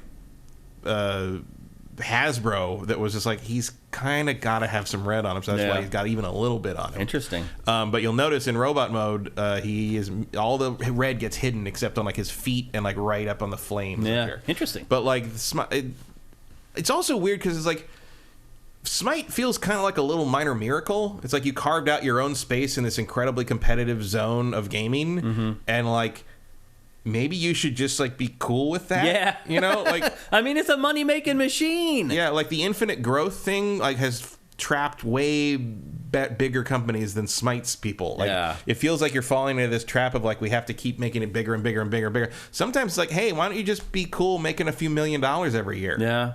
Like, yep, I hear you. Because sometimes you end up doing things like this, and you end up losing all the money. Like, I know the narrative in modern, like, finance and capitalist stuff and kind of investment and all that is, like, in tech especially, is like, oh, just risk it. Just go for it. Just go for the thing. Bigger, bigger, bigger. To the moon. Da, da, da. It's like, you know what? Don't Rock the Boat has its fucking... Charms.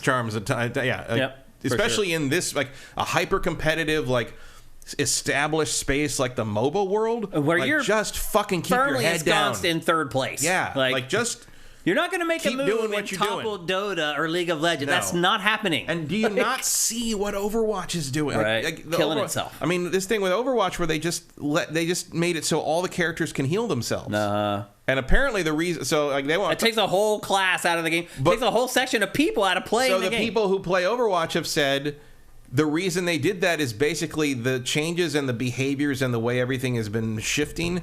Overwatch 2 has become an incredibly toxic community to play in, and the first people who left were the support classes because they get abused the most by people in game. That makes sense. Yeah. So the reason this change is happening is because no one wants to play a healer anymore because they just get yelled at the whole time. Yeah, I can understand that. And it's like, and like, you know what that is? That is a very giant red flag on the slow slide into a dead game. Yeah. And it's just weird that the SMITE people aren't learning, letting Overwatch learn the lesson for them. Basically, if you can't bring again, it's almost like if Switch 2 comes out and you can't bring your fucking library forward, right? Which we're going to be talking about very shortly. A couple more stories in housekeeping before we get into the bulk of the show. First, Stalker 2 was delayed again today. It was delayed until September 5th. Did it have a date? It was Q1 2024. Okay. I don't think I ever expected that to actually happen. Look, we're going to give that crew as much leeway as they need. Like, they're from Ukraine. They're still developing the game in Ukraine. I don't know how that's happening. I thought they moved to, like, Czech Republic or Chechnya. I think they still have some people working in Ukraine, other people. Because they had to pack up all their stuff and basically flee west. Right. As I recall. Because they were in Kyiv, right? Yeah, they were right there. Yeah, right in the heart of They set up somewhere else after a month or so. Yeah. So these guys have been through, and girls, have been through the ringer, obviously, dealing with Putin's invasion of their country. I'll give them as much time as they need. I'm not a huge fan of the first Stalker, to be all that honest with you. I'm not. The thing about Stalker, waiting with bated breath. I mean, I'm interested, but the thing about the original Stalker is that the original Stalker is really good if you mod it to within an inch of its life. Yeah. And I'm not 100% convinced that a vanilla version of Stalker 2 is going to be something I want to play because that first game is really hard. It is hard. All the Stalker stuff is really hard. And they say that this one is going to be the same. Yeah. That it's going to be really challenging. True to it. But this is going to be one of those things where I'm going to get it on PC. We're going to do the PC Game Pass thing. I'm probably going to throw whatever mods into it I need to like play it like a fucking normal person who isn't an expert at all the survival stuff. Because when I played the original Stalker Clear Skies, I don't think I lived more than 10 minutes. It's really hard. It's kind of like the Dark Souls of first-person shooters. I think it's way harder than Dark Souls. Yeah. I don't know. To me, it's because if you die in this game, you just die. Yeah. Like you don't get back up at the fucking campfire and someone tells you to get out of here, Stalker, and you go back and pick up your shit. No, you're right. This is just like, nope, you're done. Yeah. Like that's it. And there's no warning. You just got to be ready for anything. Yeah. Which is like, again, it's a thrill in that regard, but again, it can be very frustrating if you're if you just can't figure out what you're supposed to do next. And because it's such an open sandbox, it's never going to really tell you what to do next. Yeah. Don't forget, this is, I know it's hard to remember because it's been so long, but it is an Xbox console exclusive still. And this is another Xbox, and we'll talk about Xbox in next week's episode, but this is one of the games of 2024 that's supposed to come out to be a part of their exclusive repertoire. But again, even if we hear in August that it's been delayed again into 2025, like, this game can be done whenever it's done. That's the way I look at this game. I hold it to a different standard. I think if they're picking a specific day, it's probably pretty solid. Yeah. Yeah, they did actually pick a specific day, September 5th this time. And you're right. That usually is a sign that they're like, okay, we're giving ourselves enough leeway that we feel like we can make this specific date happen. So. I hope that's the case. What a monumental effort to develop a video game under the circumstances that team has been working on this game. Just, I don't know how you concentrate when you're being invaded by a butcher.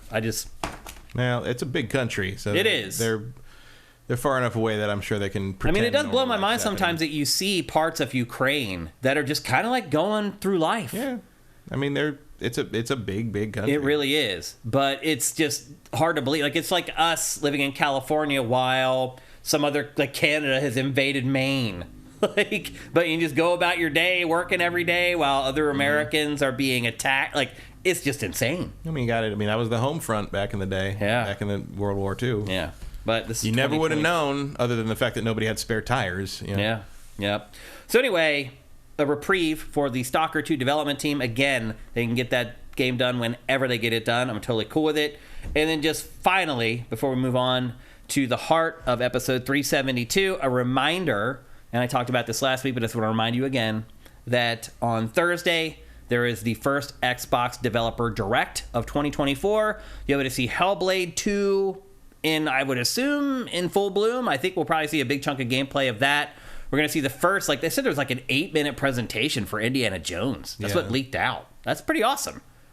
Makes me wonder if it's this year. Me too. And then Avowed, I think, also is going to be shown off. Really, kind of for the first time. We've got, 2 trailers of that game so far? Like a teaser and a trailer. Yeah. And so we'll finally get to see, I'm assuming, gameplay of Avowed as well, which is also, I think, going to be one of Xbox's big games of 2024. I think it's one of their linchpins, yeah. Yeah. So anyway, if you're an Xbox fan or an Xbox Series owner, big event for you on Thursday. And as always, we will have it curated and ready for you to watch at SIFTD.net, along with our awesome community there commenting on all the big stories from the event. And with that, I think we're finally ready to kick off GameFace 372 in earnest. But before we do that, here's a word from our sponsor, LS Cream. LS Cream is a fine cream liqueur created by fellow gamer and sifter Stevens Charles. It's inspired by an ancestral recipe from Haiti called Cray Mass, and a double gold winner for its original taste at the New York Wine and Spirit International Competition. LS Cream can be enjoyed on the rocks or as a mixer for drinks with its rich blend of fresh cream and neutral grain spirits with notes of coconut, vanilla, cinnamon, and nutmeg. It's great in coffee or to make espresso martinis. To learn more, discover amazing drink recipes, or to track down your own bottle using a handy store locator, head to creamls.com/sifted. That's creamls.com/sifted. One thing I will say is that winter is here for most of us, not for Matt and I, although kinda.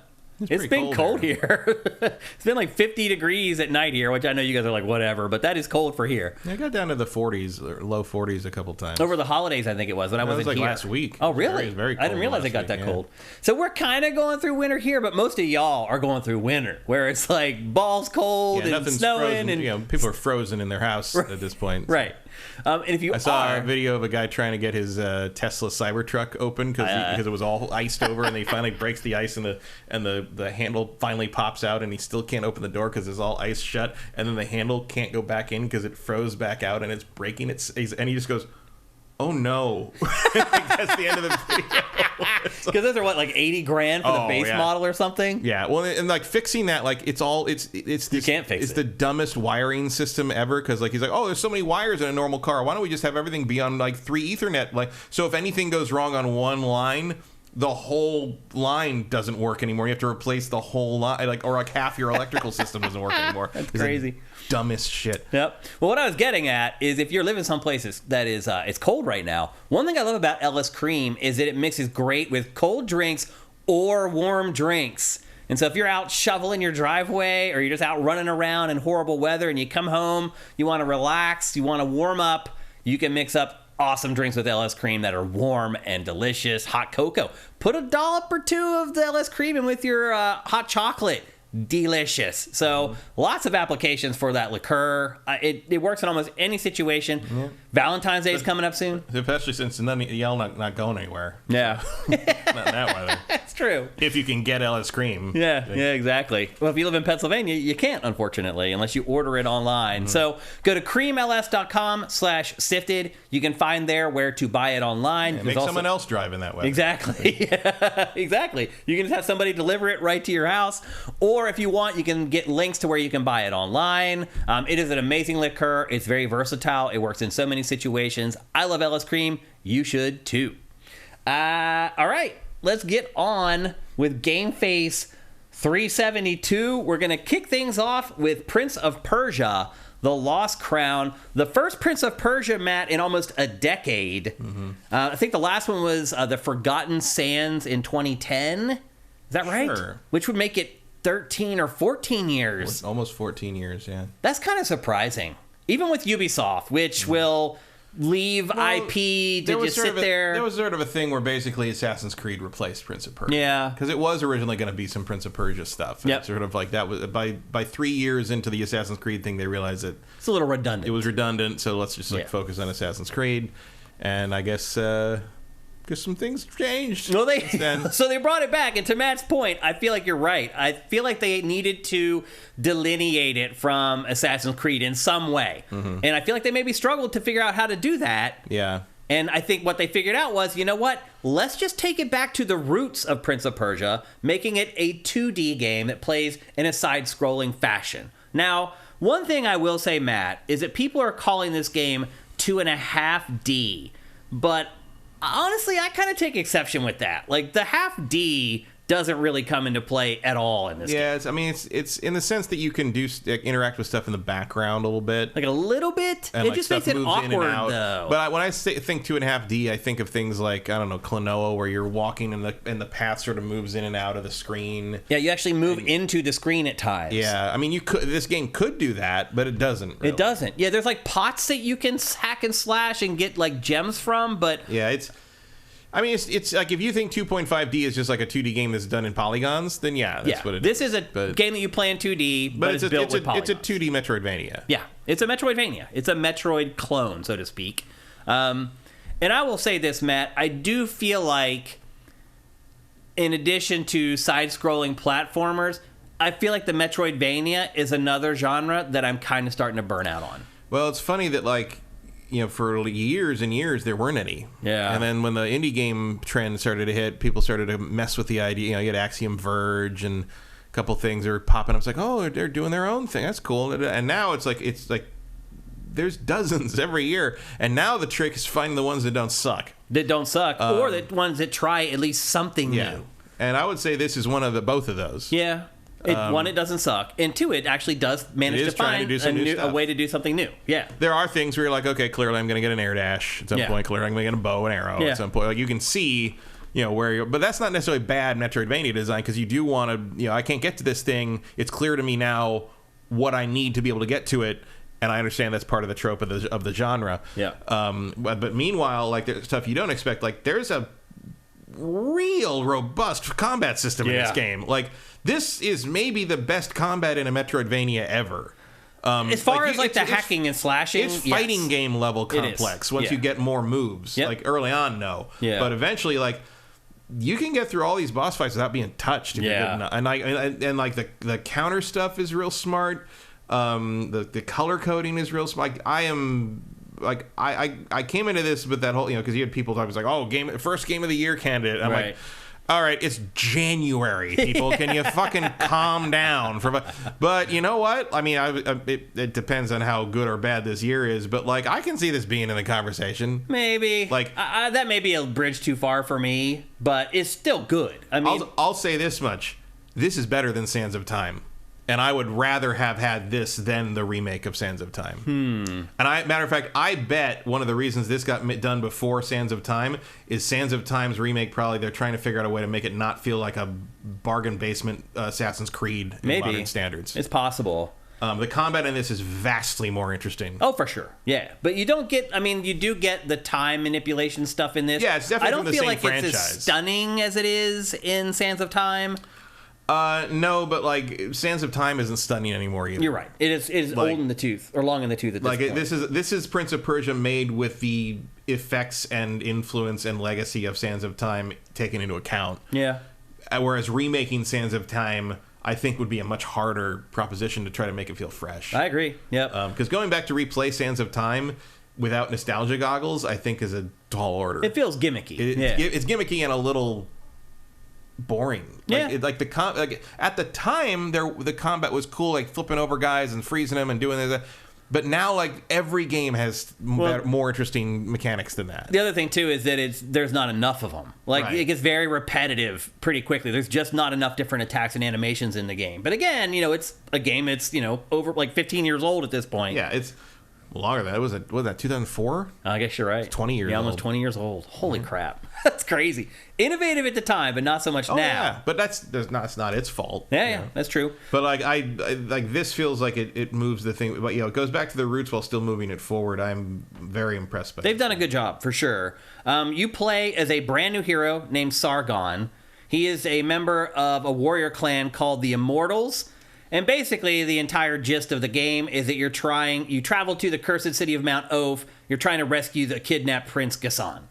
And I think if you really think about that, you could probably figure out also what's ultimately going to happen in this game. Mm-hmm. But I digress. The plot is not what kept me going. I guess I'll put it that way. No, although I do like the characters. Yeah, for the most part, this game is kind of like an indie game, though. You get like the talking head with the text clearly stuff. They liked Hades. Yeah, the way it is very much like the Hades. way the characters interact in the conversation like that. Also, like, they're basically a superhero team. Yeah. Like they're basically the ancient Persian Avengers. And you fight alongside them every once in a while. Yeah. There's some cooperative elements with the CPU that you play through at times. Likeable. I believe there were immortals in Persia, like in the Persian Empire. It's like in 300 they are scary bad guys, right? But this is a different. In this, they're basically like the X-Men. Yeah, they're mercenaries, but they are essentially the Avengers. Yeah, and sure enough, they kind of end up avenging some shit in this. That's their job, and they get trapped in a mountain that has time travel in it, which is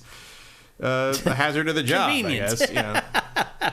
Early on, he's just constantly meeting characters. It's like, oh, you're trapped in the mountain. Yeah. Time looks weird here. People from round here aren't from round here. Yeah, and it's just like, all right. An hour for you, 3 years for me. I'm good. It's like, oh, you should take this very important thing. It's like, oh, yeah, this is Metro. Yeah, I know, Metroidvania. Okay. Oh, I have a compass. How convenient. Yeah. Yep. Well, as Matt said, it is a Metroidvania, and it does have the trappings of the Metroidvania. You come across doors or areas that you can't traverse or get past or open, and then later on you get some ability or some power up. And it does have a nice system of marking places. And you that's can even the innovative part. You can not only mark a place on your map where there's something you can't get to yet, you can screenshot it. Yeah. So when you look at it on the map, it shows you a picture of what the thing you can't get, which is great. Yeah. What's that feature called? I can't remember. Time crystals or something? Something like that. Yeah, it's I can't remember what it's called, but it's like if you hold down on the D-pad and you just basically take a screenshot and mark the map. Yeah. And you can do that. You can have 15 of those markers on your map. It seems really innovative when you first start doing it, and it's a cool feature, but is it really any different than like looking at a Metroid map and seeing the door that's colored the one color?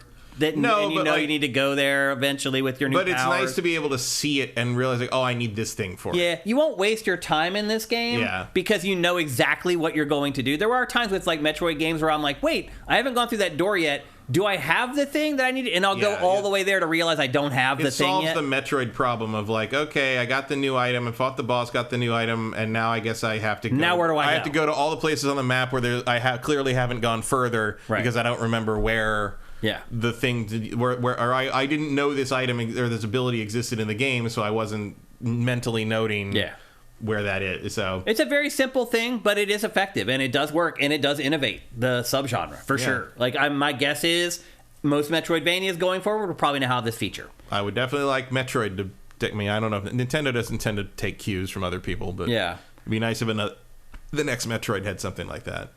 And then it has a lot of like action RPG elements. There's a lot of upgrading of things, but it's not like you have a gigantic skill tree. Like everything has like a couple levels of upgrade. It's not like XP or it's not like Symphony of the Night. It's more like you collect amulets. You collect like these crystals, time crystals that basically let you upgrade things and get you more health or more whatever. Yep. It's simple but satisfying. Yep. There's these things called what are those golden trees called, actually? Whack whack. Whack whack trees, yeah. So there's whack whack golden trees, and you save at those as you would expect, but that's also where you go to change the amulets. So you have a necklace, and then you can attach amulets to it, and the amulets basically just give you buffs. Yeah. And like when you start, you can only have 3. As you go through the game, you can get more. Like my amulets are now like all the way around my necklace at this point. And they're all just like buffs. Like it gives you 5% more damage in the air. Or it gives you 10% more damage when you're on the ground. Stuff like that. And you can adjust which amulets you have equipped at the whack whack trees. Which is a little bit annoying. You can only adjust those and this other ability called AFTRA surges, which are these special attacks that you have where you build your meter all the way up. And then there's 2 different levels there as far as building your meter. And then you can unleash your AFTRA attacks after you build up your meter. And then there are amulets that you can equip that help you build up the AFTRA meter faster if that's how you want to play. And I would argue that's probably the smartest strategy because the first couple of AFTRA things you get one like devastating sword attack, and the other one is healing. And like what I found is in boss fights, as long as you use that AFTRA healing at least once, like you can beat most bosses in the first or second try. The other thing I would say too about the boss fights is like be patient. If you go in, you're just like, I'm going to hack and slash this guy to death, you're probably going to die over and over again. You got to watch for the openings. Dark Souls has influenced far and wide. Yeah. And that's part of it. Yeah. And so you can block and some attacks. So yellow attacks, you can block and you parry them, and it's right. You just say it right there. It knocks them back, and then that's blue. Blue does that. Right. And then it opens them up for another attack. The yellow attack is basically an insta kill. I thought the red was the instant Red kill. Can't be blocked. Red can't be blocked. Blue is a regular block. Yellow means you get a cinematic stagger. Attack. Usually it'll kill them, but if the boss, sometimes it'll just take a lot of health off. Yeah. And red can't be blocked. You have to dodge it. You have to dodge it or slide. I slide my ass off in this game. Yeah. Because it's way easier than timing the block. You can just slide underneath enemies at will in this game. Like, I think it is governed by the AFTRA meter, but... No, it's not. It's not? So you can just slide as much as you want? I mean, as long as the animation ends. Yeah? Like that, you're limited by the recovery frames, basically. Okay. I thought there was a meter, actually, that stopped it, but no? Not that I've seen. Okay. It's never stopped me. Okay. Anyway. I slide like a crazy person. So. Me too. I'm sliding like a fool. And then one thing I will say, Matt, is that so the AFTRA trees are also where you go if you die.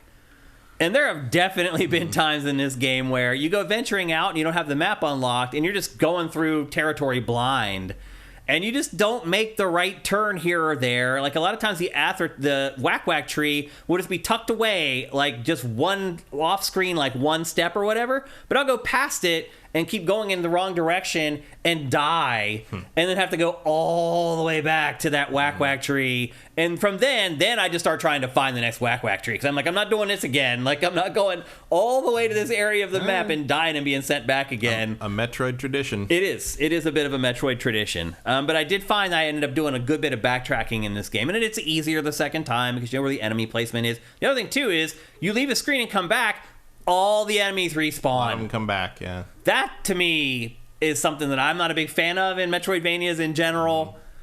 Particularly some of the enemies in this game can just be annoying. Yeah, some of them are tough. Yeah, and like sometimes you die. It just happens. Early on, it was one where I respawned. I opened a shortcut back, but the shortcut was full of like really hard enemies, so I just kept going back through there. And like he doesn't have a lot of health at the beginning. No, like basically 3 hits. 3 hits and you die. That's about it. Yeah. And so I just kept. I'd go in and fight the monsters, and like if I got hit, I'd go back to the whack tree and go back. I'm like, I'm gonna learn the timing on this one way or the other, and like that was where I learned to parry properly. Yeah. Because it really does help. They're powerful in this game. Yeah. Parries. The other thing that I thought I think is interesting in this game that I don't see in Metroidvania as much is you can knock an enemy out of the room to the next screen and go to and they're still going to be there, and they'll follow you to other rooms. Like the rooms are not barriers in this game, which I think is pretty cool. Because you're right, in other Metroidvanias, you can almost cheese the game. Yeah, you leave the room and you're fine. And I did that the first time. I'm just going to run past you and run through the other door and run through the other. And I look down and all of a sudden he's getting hit. I'm like, what the? Oh, they're all in the room with me. I'm like, oh, that's neat. I've never seen that before. Respawning enemies though, I was pretty pissed off about it. I have to admit, I'm not a big fan of that in these games. I didn't mind it because I like to farm the time crystals when I want what I want. Because you use those to upgrade most of your stuff, so there's value in doing it for sure. So if you hit start and go to the menus and you go and look at your character, there's basically 3 things. You have life, gear, and powers. Life is like health flasks, and you can upgrade it so you have more than 1 health flask. And there's these things called soma tree petals to increase your max health. Those are really rare. Like, increasing my max health with the soma petals took forever, but it does happen and you can do it. As far as the gear is concerned, you have dual sabers, which you see in this B-roll, and eventually later on in the B-roll, you'll see that there's a memory shards. Memory shards, yeah. Yep, that's what you need to take the screenshots, basically, of the different areas where you were unable to traverse through.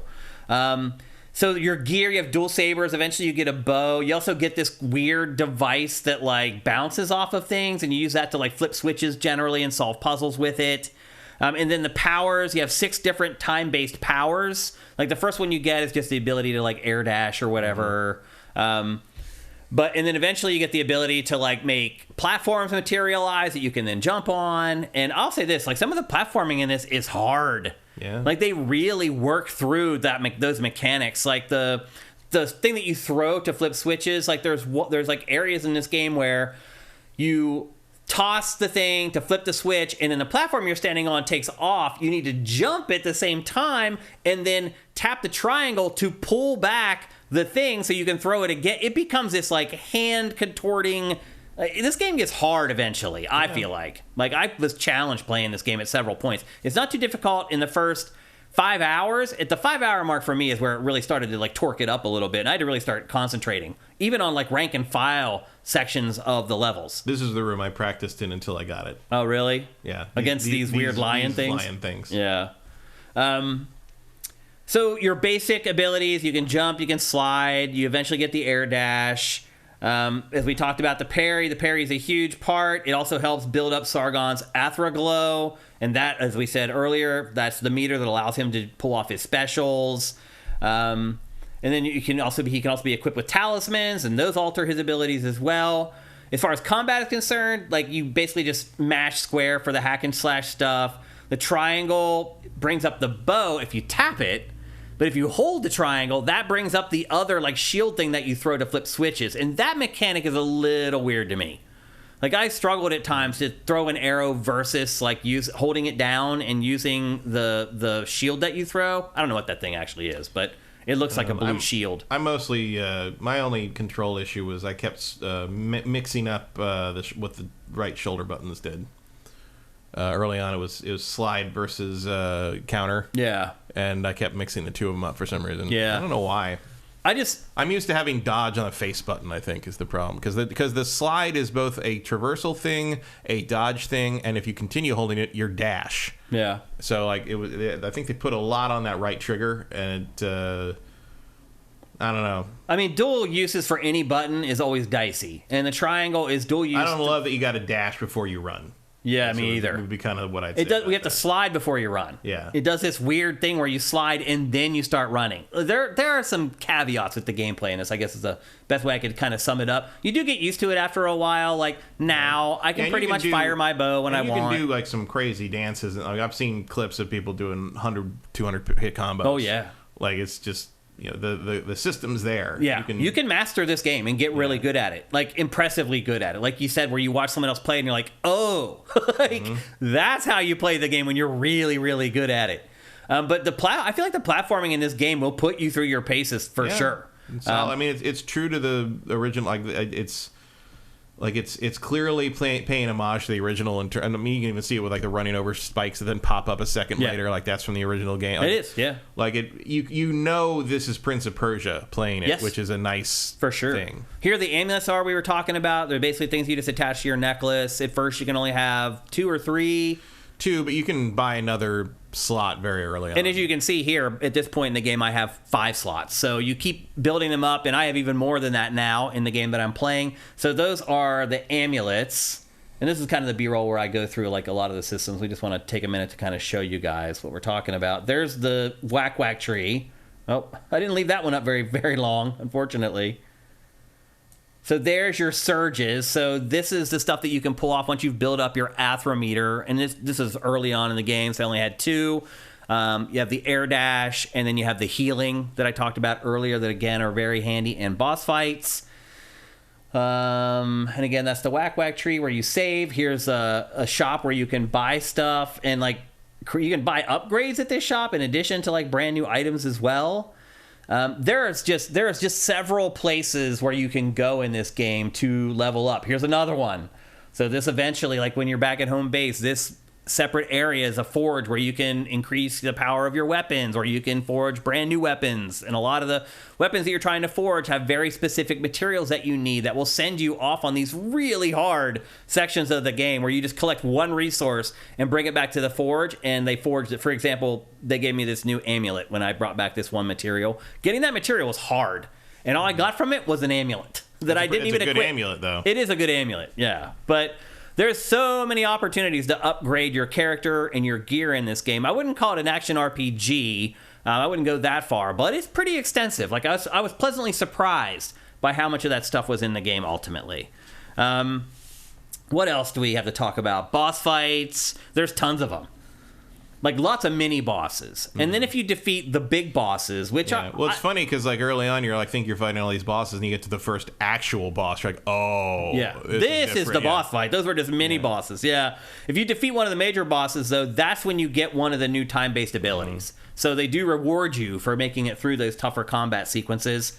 What else is there to talk about? Oh, there's fast travel. There's Homa statues located throughout. I wish there were more of them. Yeah, fast travel is a little sparse. Yeah, I wish there was more of it, because you do end up doing... It's a Metroidvania, so you are going to do backtracking. That's just the nature of the beast. However, it takes a while, first of all, before you can fast travel at all. And then once you do unlock it, it takes a really long time to get, like, extra modules that you can fast travel to. So I wouldn't count on that being a primary traversal mechanic in this game. It can be handy at times. Yeah, they want you to move. Yeah. They want you to get there on your own. It is a Metroidvania, so I can understand that. You can fast travel to basically zones. Yeah. Like you can't fast travel to locations. Just locations. That's a good way to put it. Yep.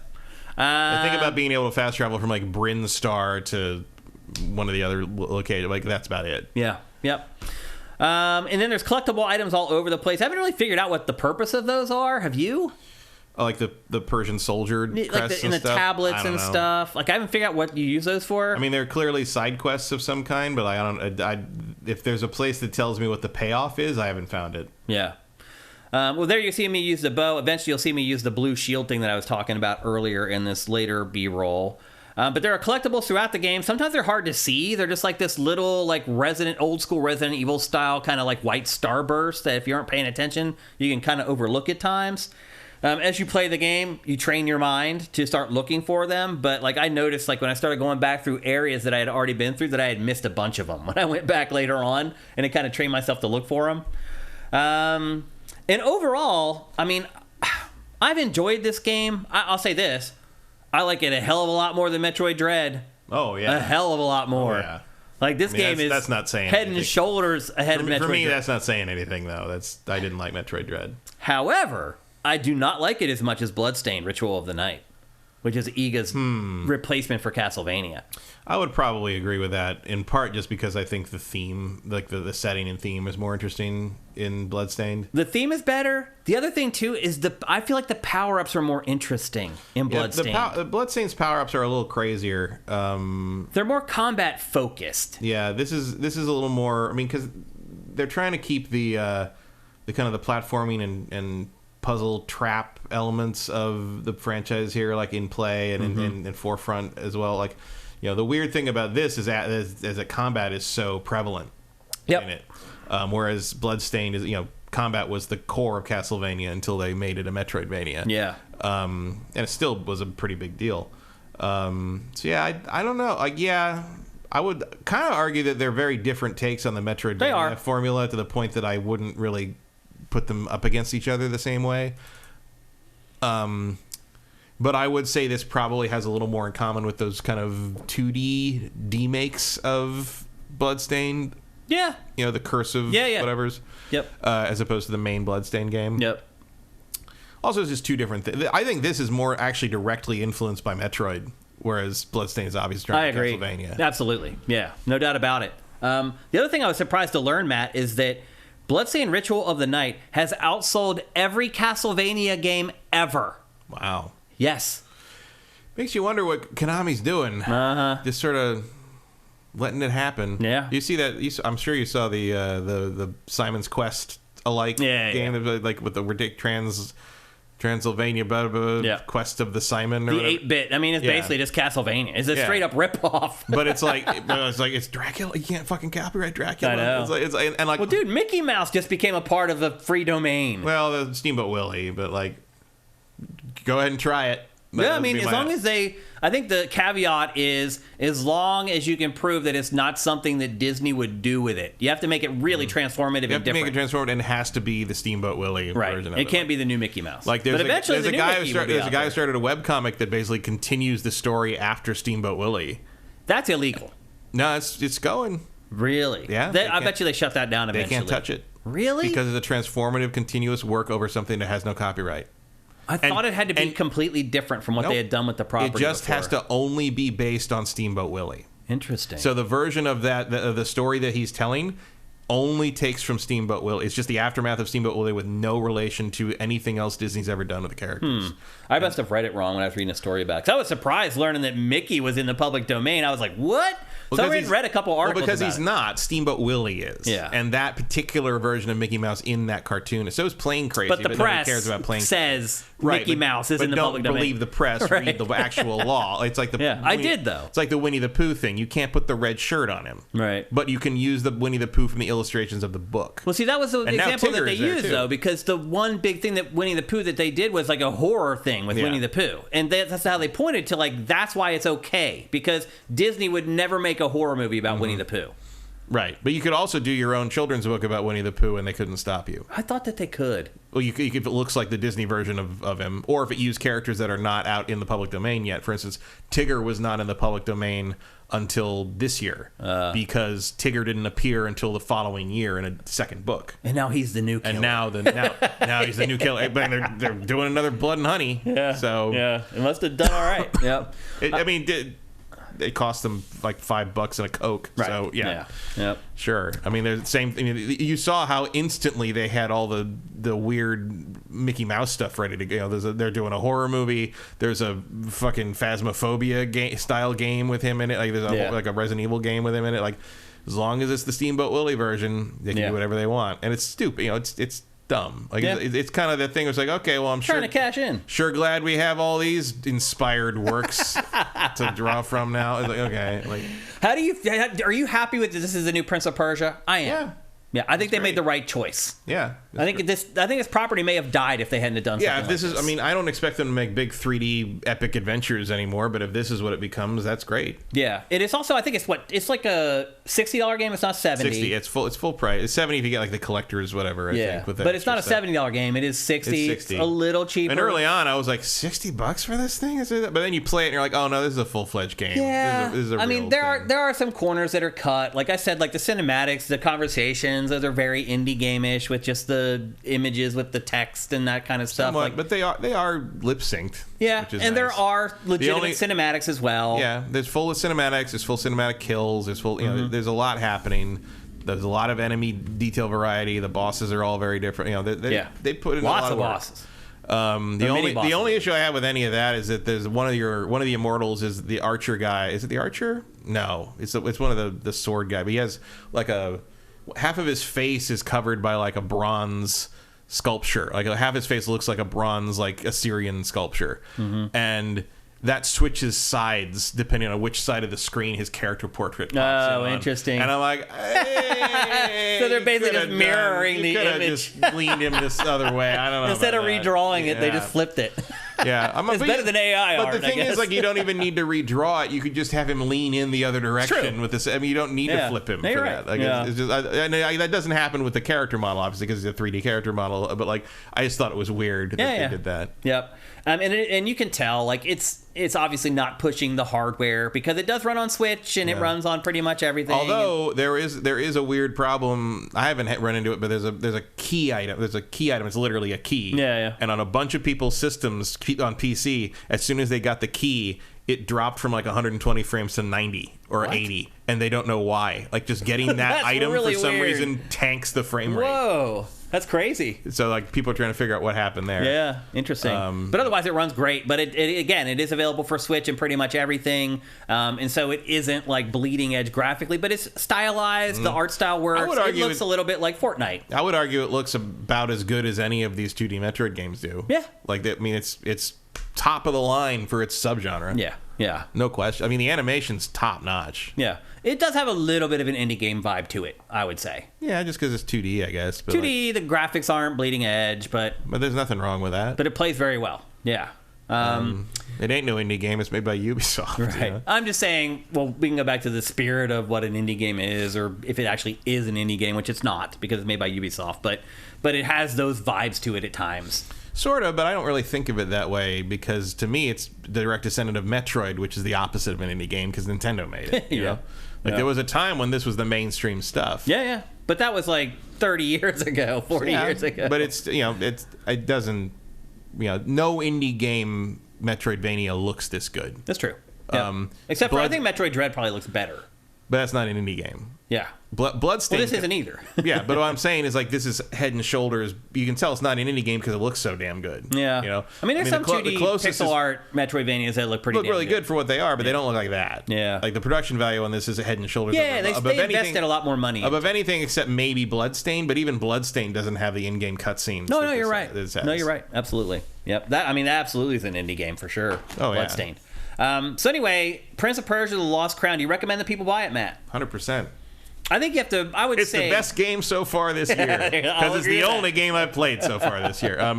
No, it's great. If you look at this and think like, yeah, that looks cool, like Prince of Persia to me, like you'll like it. If you like Metroidvanias at all, like this is great. Yeah. This is a great one. And it doesn't have any fucking ME sequences, so it's better than Metroid Dread. That's for sure. I liked it a lot more than Metroid Dread. Not even close. I think we've done a pretty good job describing it today. I think people know probably whether they'd be into it or not. I would say you probably need to be a pretty big fan of Metroidvanias to enjoy it, because it is, and it's a little bit more of a combat-driven Metroidvania versus like puzzle-driven or level design-driven, things like that. But I think you know what you're getting into at this point after you've heard us discuss it. I mean, the only thing that would hold me back from it would be like there's a ton of shit coming out in the next 2 weeks. Yeah, and you're right. And that's why I do struggle a little bit to recommend that people buy it. Here's what I would say. It'll be around. Yeah. You know? I would go watch Dossier, if you haven't watched it already, to see stuff that's coming out at the end of the month. And then maybe to start poking around and look for release calendars for the first couple weeks of February, because there are pretty big games coming all the way through the end of January and the first couple weeks of February. Yeah, I guess I would admit that if I was really not doing this show, and I was just playing for myself, I probably would be like, well, this does look cool to me, but I'm about to dive into Infinite Wealth. Yakuza. Tekken 8, Infinite Wealth. No, I would just be like, I'm going to play Infinite Wealth like a month. You're right. I mean, that game's going to be big. Like, instead, I'm going to have to play a little bit of that and then force myself to play Tekken 8 and Suicide Squad. But, like, in a realistic situation, like, that, Infinite Wealth would be all I need until probably Q2. You're probably right. I mean, that game, I'm guessing it's probably going to be 50, 60 hours long. Yeah. That game looks insane, by the way. Yeah. I actually can't wait to play that. I'm really excited for it. No, I think it's definitely the most interesting release of the first quarter to me. Yeah, I'm really excited for it. And that's coming soon, too. So just all things to consider. I'm happy with what Ubisoft did with the IP, though. Mm-hmm. Like, it's headed in the right direction. It kind of blows my mind now that people complained about this when they first revealed it. Yeah. It's just like, I don't know what's I think now this is pretty great. This is I probably think now what they should realize. be doing. I think its Metacritic is like an 8. Mm-hmm. That's a little high for me, I think, but 8? No, to me, I'd say that's low. Really? I would put this in the 9 range. Wow. Yeah. Oh, I would not. For sure not. I think this is great. Oh, for me, it would be like high 7, mid 7, something like that. No, wait. I think that's way too low. Wow, interesting. Okay, well there you go. A little bit of a difference of opinion, but not the spirit of the game. No. I think we agree on the spirit of it for sure. Yeah, I'm not saying this is going to come back in the Game of the Year conversation in December, but it's just like this is the best Prince of Persia game, not just in the last 10 years, because there's been nothing else that came out. I'd put this in the upper echelon of the franchise. I'd agree with that. Yep, I would agree with that. So there you go. That's Prince of Persia: The Lost Crown. Is available for everything, and it is $60. And I think it's $60 on Switch as well, right? I think it's 50 on Switch. Oh, it is cheaper? I think it's cheaper on Switch. Okay. I might be wrong. I don't have it on Switch. There aren't many $70 games on Switch, so that actually might make sense. If every other game is $60, chop the $10 off to $50. Yeah, I can't remember if maybe it was 50 and 60 for the deluxe. This is where the chat's always awesome, and you guys aren't there. I told Matt before we started the show that I feel naked without you guys on the show. Seriously, I feel weird not being able to call out to you guys for like fact checking and stuff. That'll be fixed for next week's episode. Don't you worry about it. No, it's 50 for the standard game, 60 for the deluxe. Okay. So there you go. That's about right. Yeah, it is right. I guess you look at the game, and I do think it does, like, especially in screenshots or just in instant impression, it does have the indie feel. So there might be an element of like 50 for that, but it's worth it. I think it's worth it. Yeah, I don't have a problem with that at all. So there you go. Prince of Persia: The Lost Crown, available for everything. Matt and I say, at the very least, if you like Metroidvanias, you should definitely pick it up. Next up, we're going to preview Nintendo for 2024. Right now, we only know like first half of 2024 for Nintendo. All the games that we know that we're about to go through, all of them are currently scheduled to come out before the midpoint of the year. I'm assuming here in the next month or so, Nintendo will do some kind of a direct or something. Yeah, maybe. They don't really need to until like April. They don't. A lot of it. So we're going to start this discussion. They've got the first half of their year sort of locked down, so they don't really need. They would do some stuff to like promote specific games, but in terms of announcing a bunch of new stuff, they don't need to do that for another 3 months. You're right. You'll see when we start getting to the games that they pretty much have at least the first quarter booked solid, and pretty much the first half of the year booked solid with a wealth of exclusives, more already than we have for PlayStation that we talked about in last week's episode. And yet it still kind of feels like they're tap dancing until the Switch 2 gets announced. Right. And that's where we're going to start our discussion today. We're going to start discussing the Switch 2, because in 2024, there's no bigger Nintendo story than the follow-up, the successor, if it is, to Nintendo Switch. Now, we do have a couple clues already. Now that the Game Shark people blew it for them. Right. Well, as it turns out, they were talking out of their ass. They came back and were like, no, we were just guessing. So there is a new Game Shark, by the way. Nintendo lawyers with their knives to our throats are telling us that we were guessing. Yeah. There is a new Game Shark, by the way. It's like an AI-driven cheat system. Yeah, it's like AI Shark. I have seen, in the aftermath of G4 shutting down, 12 years ago. That's crazy to think about. I was looking for new jobs and new things, and one of the things I continually ran into in terms of like biz dev stuff, whereas everybody was trying to make like an AI app for the next gen systems that was going to be a cheat app that was going to like detect when you sucked and say, hey, do you want help, basically. Especially on the Xbox One, the OS for that was supposed to be custom designed to be able to support things like that. And every single time, if I ask too many questions, I just made them mad. I'm like, well, how would that work with it? They're like, we're just going to have to figure that out. That's what we need you to. I'm like, well, I'm asking you that because there's no way to do that. So I want to know how you solve that before I sign on for this shit. And I did not get those callbacks. Funny how that worked. As soon as you ask too many realistic questions, they don't want to hear about it. Yep. But this has been a thing. In fact, it wouldn't surprise me I haven't done any really digging into any of this. Wouldn't surprise me if whoever's like the executive on top of the heap for this thing is one of the guys I had one of those meetings with, because this has been an obsession with a certain segment of biz dev forever. Yeah. Personally, I don't need an AI to tell me when I suck at the game. I know when I suck at the game, and I have Google for that. Yeah, exactly. So, or the games even tell you now, if you die 3 times in quick succession, a lot of games will say, hey, you're getting your ass kicked. You want to drop down the difficulty? Would you like to solve a puzzle? I mean, I don't really run into that. My thing is always like, I don't know what you want me to do. Right. Like, I don't know what the puzzle is asking me to do. And so I'll just like Google it and figure it out. Like, that way. I don't know if the AI is going to be smart enough for that. I doubt it. I doubt it. At any rate, they said basically that we can't wait to relaunch in September alongside the new Switch. And everyone's like, what? Yeah. Like, oh, we were just like, you're integrated into the new Switch, and you accidentally are just making up. Come on. So you think that's real? I think that's real. Interesting. I think they backtracked because Nintendo said, "Would you like to still be on our fucking platform, you dumb shit?" People at CAS were playing fast and loose with something. I mean, that was the people that did the AI Mario interactive thing where it didn't sound like Mario at all. It was like this AI. It's like it's a me Mario. It was like what the? There's no way that was sanctioned by Nintendo. It wasn't sanctioned. Oh, as it turns out, it wasn't. No, they admitted it. Wasn't. I'm like, the Nintendo lawyers are aware now. How could you do something so dumb? Apparently, it was not sanctioned by the top of the company. There was people in the booth that decided to do Mario. Rogue. Oh my.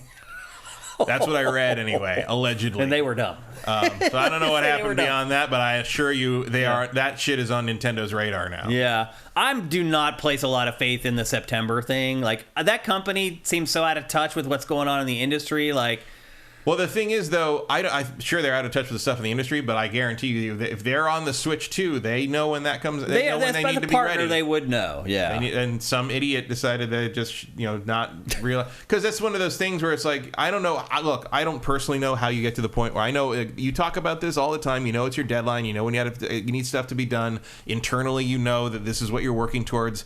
But at no point do I ever forget who I'm talking to when I'm talking about NDA shit. Like, it's just like, how...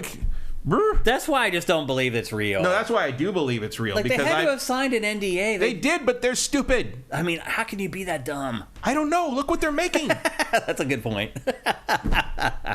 Okay, so here's what At least some of the people in that company own Bored Apes. Yeah. I'll tell you that much. Yeah. So that's what you're dealing with. Well, here's what we know. As far as the rumors that we've heard so far, that I trust at least over 50%, is that it's going to be the same console handheld hybrid. Yeah. It's going to be a Switch. Why wouldn't it be? It has a dock that you plug it into. I wouldn't Nintendo is not the SMITE developers. They know where their bread is buttered. Although I wouldn't be surprised if it doesn't need a dock. Is there some other kind of a thing that you plug it into to plug it into the TV? I think it's going to have a more elegant. Yeah, right. That's a good way to put it. Yeah. Like, it's probably not going to be a big hunky chunky piece of plastic toaster. Yeah. I kind of I do agree with that. I think it'll still have a literal dock. Right. Something that you need to plug it into so it plays on the TV. Yeah, it'll look less like it might just be a freaking HDMI cable or something. Like, there's going to be a place to with a dongle. No, it'll be something you place it on to charge it as well. I mean, it has to be that. It has to charge this. That's true. Yeah. I just think it'll be more elegant than a weird toaster. Okay. You know, that's it. I mean, it didn't. Remember, don't forget, the dock initially scratched the screens of the Nintendo Switch. In fact, it scratched the screen of my launched Nintendo Switch, and mine just sat in the dock and never moved. Mm-hmm. Just sitting there, barely rattling back and forth, scratched the screen of my OG Switch, which is kind of crazy. So we know mine hasn't been out of the dock in literally years, so I don't know if it scratched my screen. So it's a Switch, we know that, and we're pretty behind that idea that it's a hybrid. Yeah. Also, if they don't call it the Super Nintendo Switch, they are morons. Like, that is, I will bet cash money it has to be called the Super Nintendo Switch. That could be our next bet. It has. Now that the Steelers bet is over, we have another running bet that goes on GameFace. I don't want to step on Easy Allies' toes. They do a bunch of betting stuff on there. I don't even know how it works, honestly. I don't think Easy Allies owns betting. It just seems like it's kind of their thing. I don't know. It's betting. I know. It's not like the Fantasy League. You invented that, but that's different. Yeah. That's a concept. Betting has been around before Easy Allies was around, I guarantee you. I still think people would be like, oh, you're trying to take their idea. But nobody does that for us with the video game fantasy leagues. So anyway, We can agree that it's another Switch. It's a hybrid console. And the other thing that I'm pretty much convinced of that has come out is that it will have Bring that guy back, too. I want to see that man's hair again. Do you want me to bring it back? No, I say in the Switch 2 videos, I want that actor to come back because I want to see what his hair looks like. How funny would it be if they did it all meta and they actually brought back the same people that they used? That would be kind of... That's way too clever, though. That'll never happen. Also, those kids are like 18 now. Right. So. That's a fucking... It's been like 7 years, if you think about it. And then the other thing that I think both Matt and I are kind of behind is that it has the power of last-gen consoles. It's going to be like a PS4. PS4, yeah. Like an Xbox One in a handheld form factor, which is still pretty impressive. Which is fine. Yeah. I mean, it's not, I think that'll be good enough. If you're expecting anything else from the successor to the Switch, I don't know what planet you're on. Yeah. Like, that's fine. Yeah. What else do you think we might get, though, with it? Like, what's their big... Like, there's going to be new, big dumb gimmick do you thing? Think with that, or do you think there's going to be a new Joy-Con? I mean, I'm sure there'll be some kind of streamline or like kind of modification of the Joy-Con, but I'm pretty sure they're going to use the same thing. Even with the issues that they've had with the drift and everything. Yeah. Well, because you're going to have to be able to play Switch stuff on it. I wouldn't be surprised if they remake the Joy-Con so that you can replace the stick housing in some way. That would be nice. I feel like controllers are kind of heading that direction because who wants to have to take returns? Maybe they'll do like a deluxe Joy-Cons that you can do that on. Right, they would call it deluxe. That's exactly what they would call it. But I mean, Nintendo doesn't want to have to keep this is what a hassle it is constantly getting people sending you their Joy-Con that you either repair or replace. Like I no don't know one wants what else to do you that. do with it because like they've packed so much stuff in those things that barely gets used. Like so much of that stuff is the IR thing. Almost no one uses that, and I don't mean like gamers. I mean like developers. Yeah. They just don't use it. You know, WarioWare. Most Switch games are just games. Yeah, they are. You know. Yep. And it would make it cheaper to make the Joy-Con. They'd be like, look, if you want to go back and play these old Switch 1 games, use an old Joy-Con. Yeah, I'm sure it'll be compatible. Yeah, I mean, but it won't have like the IR, maybe some of the other stuff in it, like 3D Rumble or whatever the hell that was supposed to be. Which yeah, that never really worked out. Whatever that was. I hope the Pro Controller carries forward because I'd rather not have to buy another one of those. Yeah, and look, I can't see chat, but Matt can. If you guys have any ideas on what you think might be included on the new Switch, feel free to put them in the chat, and we'll share them here on the show. Because you guys are pretty creative in your own right, and you guys might be able to come up with some pretty cool ideas. They think that it's powerful enough now that they could like be implementing some kind of AR stuff with it. Okay.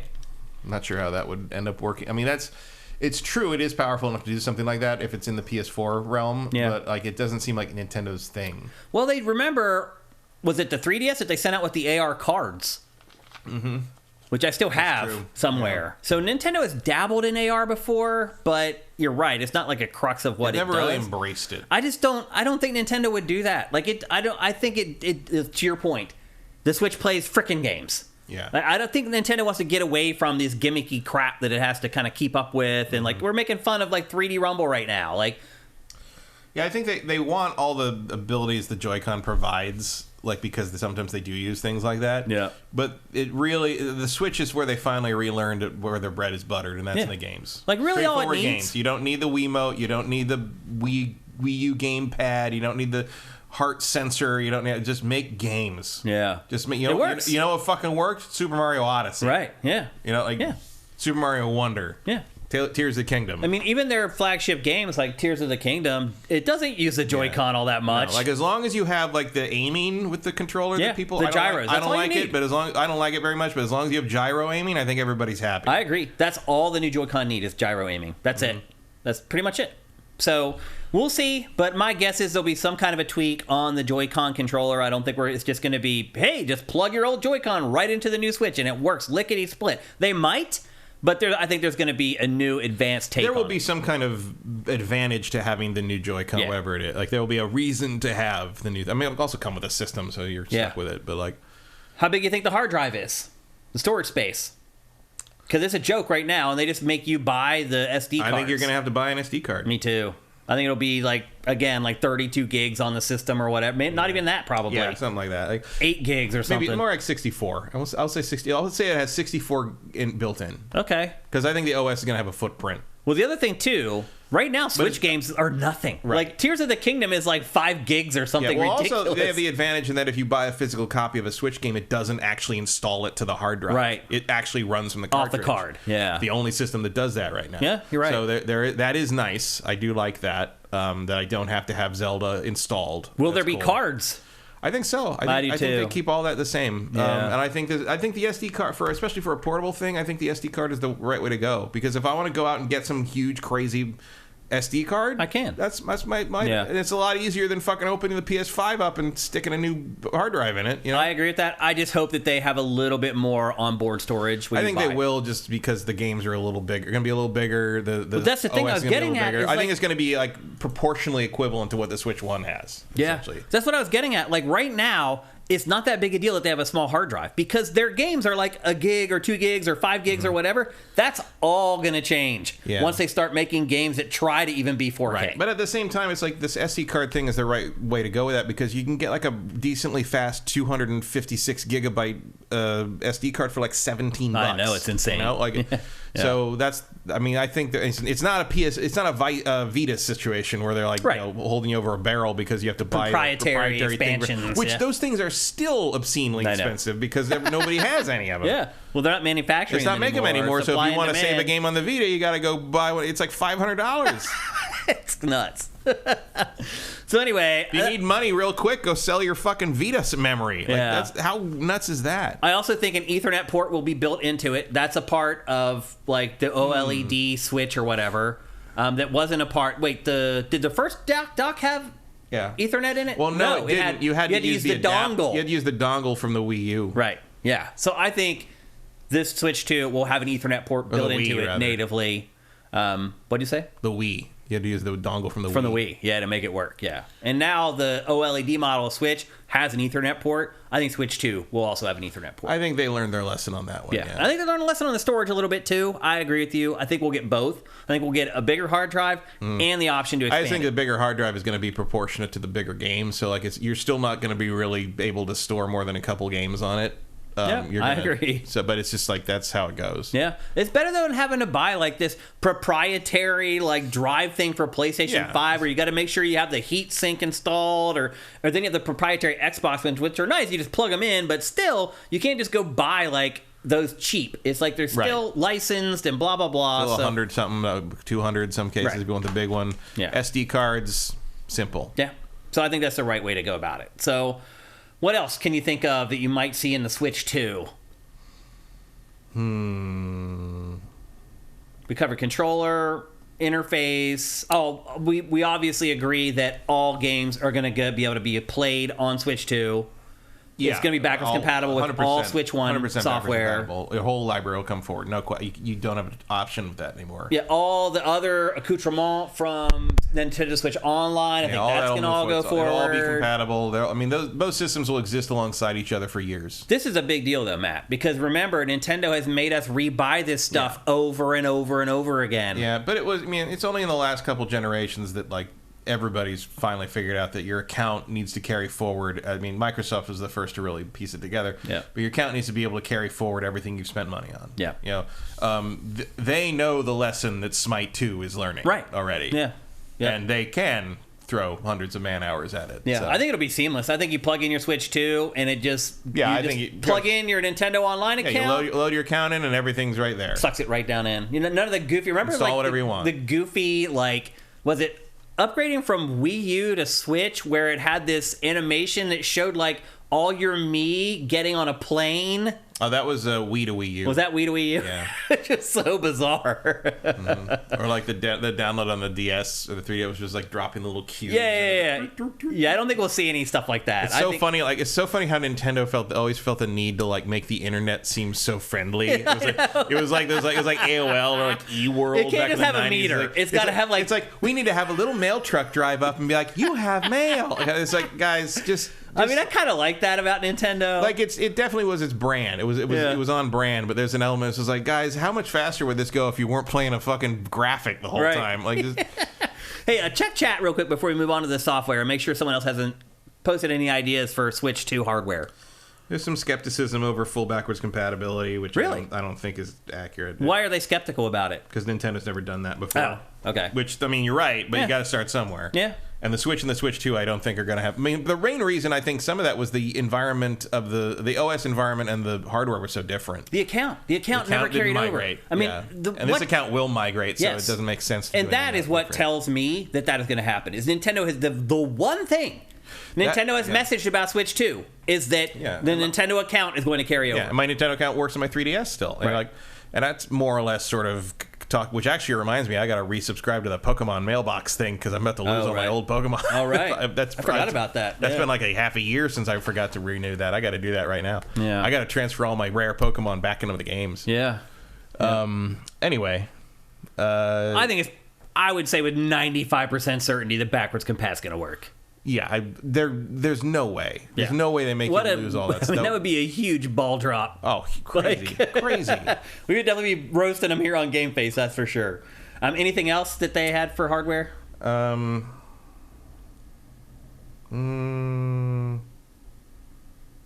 Not really. No. Achievements or trophies. Oh. That's an interesting idea. They don't seem very interested in that. Well, they do it on a game-by-game basis. They have, what are they called, like stickers or whatever? Yeah. Like, some games will have achievements. Yeah, it's sort of like that, but it's not the same thing. It's not the same. Well, it's not a universal... There are games that, like, the Xenoblade games do have achievements in the game. Right. They're that's just what I'm not saying. System-wide. Right. System-wide achievements, I mean, I think that's something Nintendo fans have wanted for a long, long time. Mm-hmm. So it might be worthwhile. Some speculation that because the Steam Deck and other things have shown that like you can have a much more expensive, powerful console, that they might be willing to put the price higher. Like I see that. That's our final guess, is what the price is. But like also like Nintendo also knows what they've been successful at price point wise, and there's no reason to mess with that. Mm-hmm. I agree with that. What do you think it's going to sell for? I think it's over 300. 300. I'm going 4.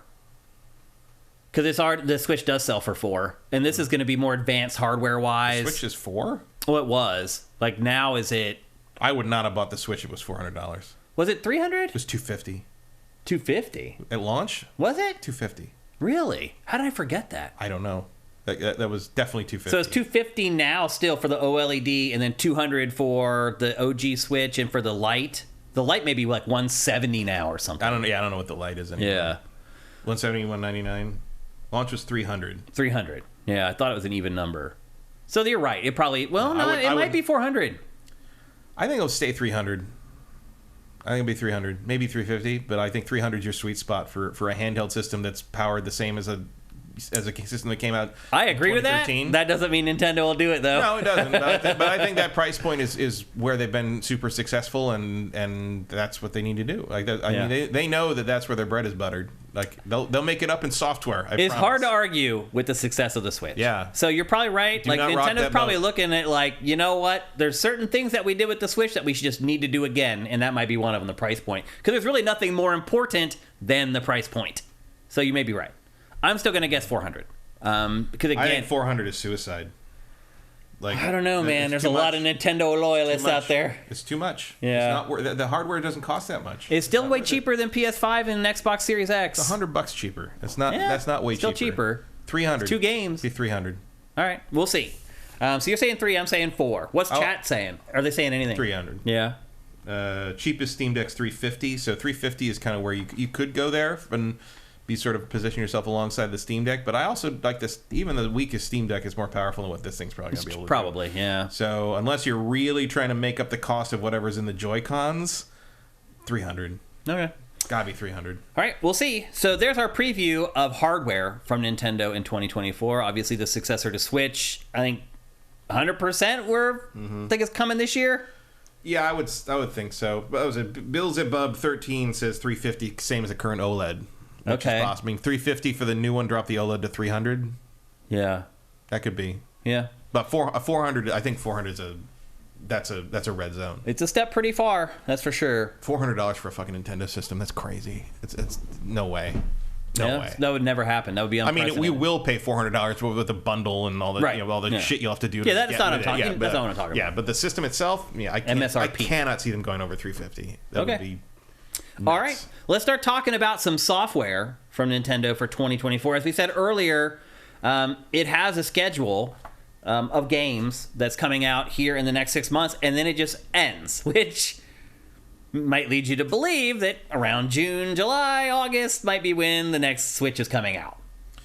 Yeah, I don't think it's July, August, but I think September.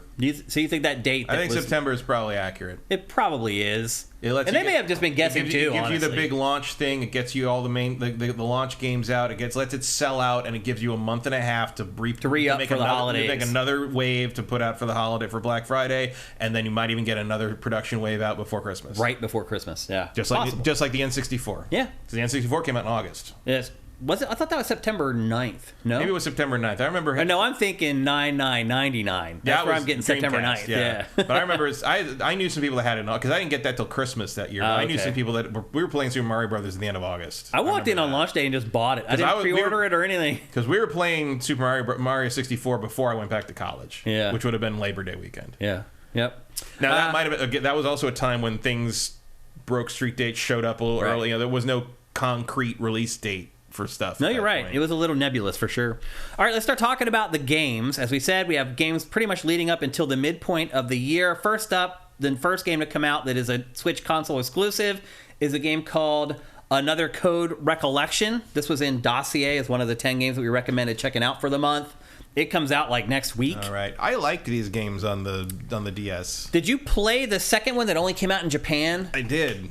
Because I think it was in English, or it was not that hard to play without understanding. These are like detective adventures. Yeah. You don't need to understand the language all that much to play them. I mean, you do, because they're visual novels. But if I remember right, the Japanese. It was like Phoenix Wright. There was still an English version. Or what was it? There was an English language option. The sequel to Hotel Dusk. Oh yeah. Maybe it was. Maybe I got the European version. That's what I did with Hotel Dusk sequel. Huh. I can't remember the name of the Hotel Dusk sequel, but it was like the sequel only came out in Europe. Okay. And when I was in Europe, at one point, I specifically went to a game store and bought that. Okay.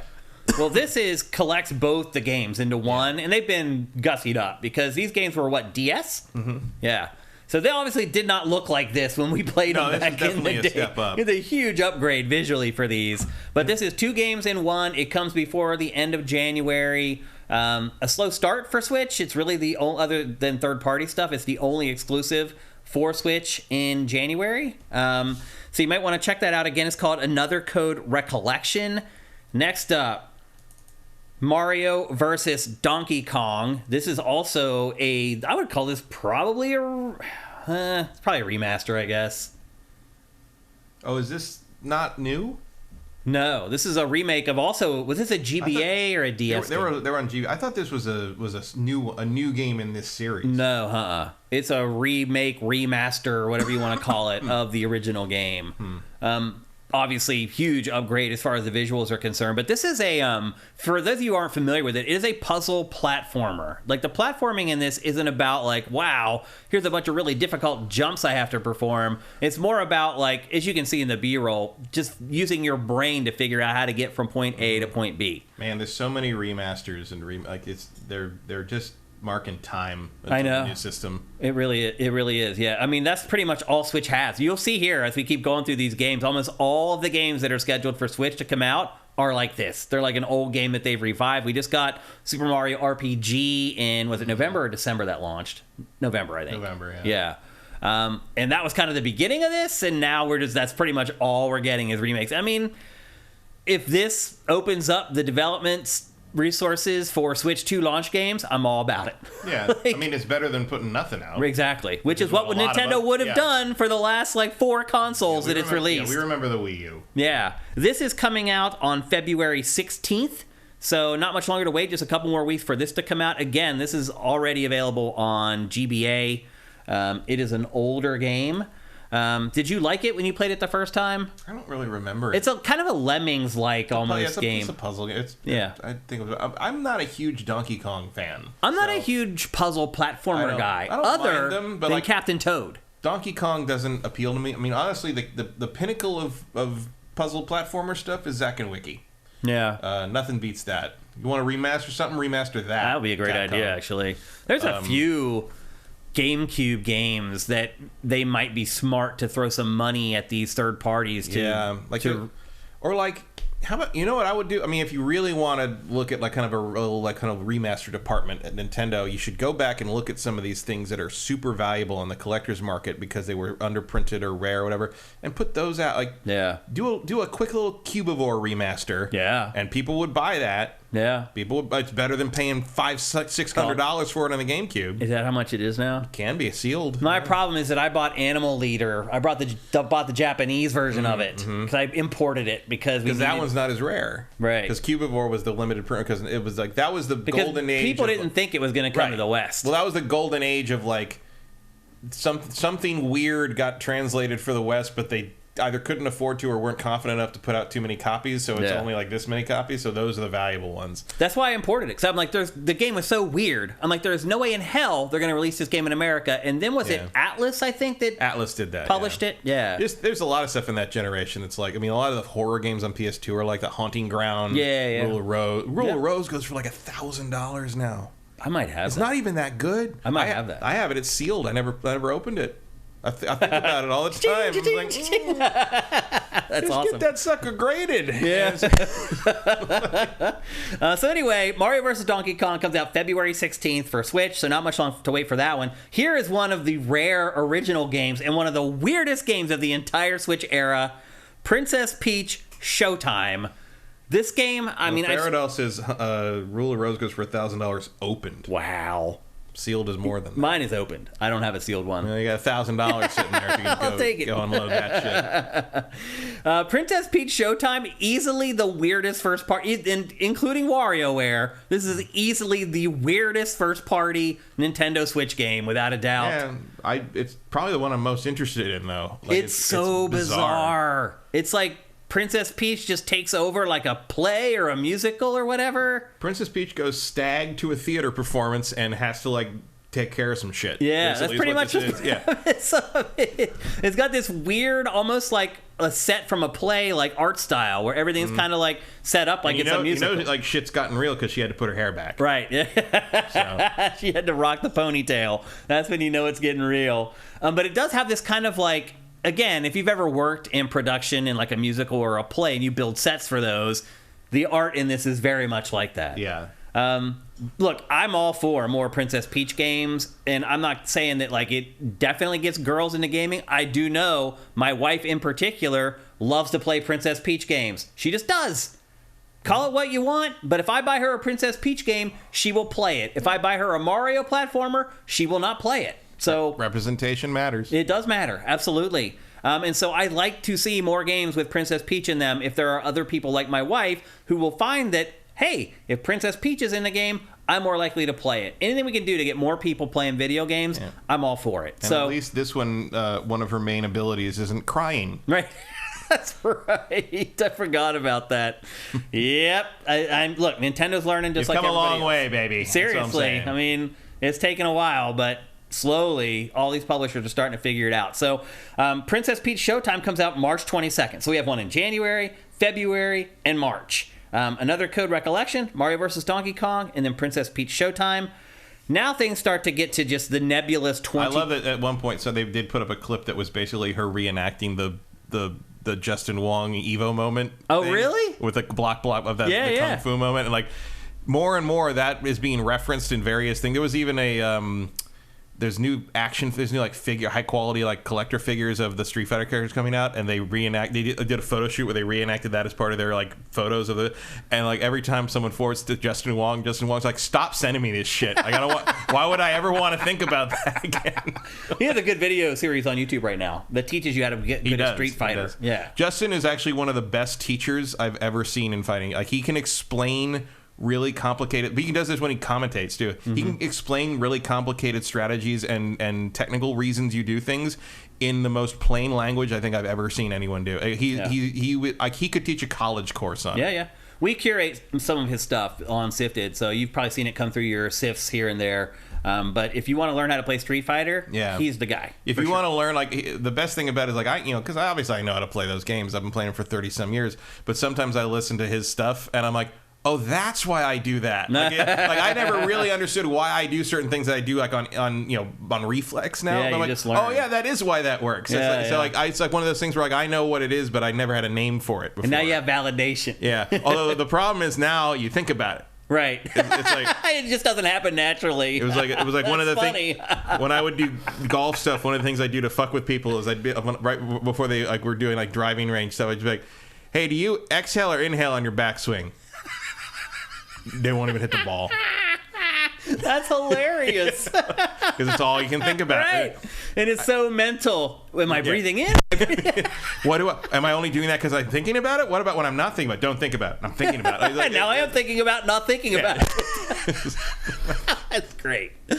So anyway, now we are into more of like the generic 2024 games that are coming to Switch. The first one is Luigi's Mansion 2 HD, which actually, and this one is in fact a complete remake of Luigi's Mansion Dark Moon, which was that DS or 3DS? I think that was 3DS. Yes, I want to say that was 3DS. Yeah, which was a great looking freaking game, by the way. Polygonal, built out of polygons on the 3DS. It looked great. It played great. It was a great Luigi's Mansion. Was that like a launch window or something for new 3DS or something? Like maybe. I want to say that was a kind of one of the games that launched with one of the updated models, maybe. Yeah, I can't remember.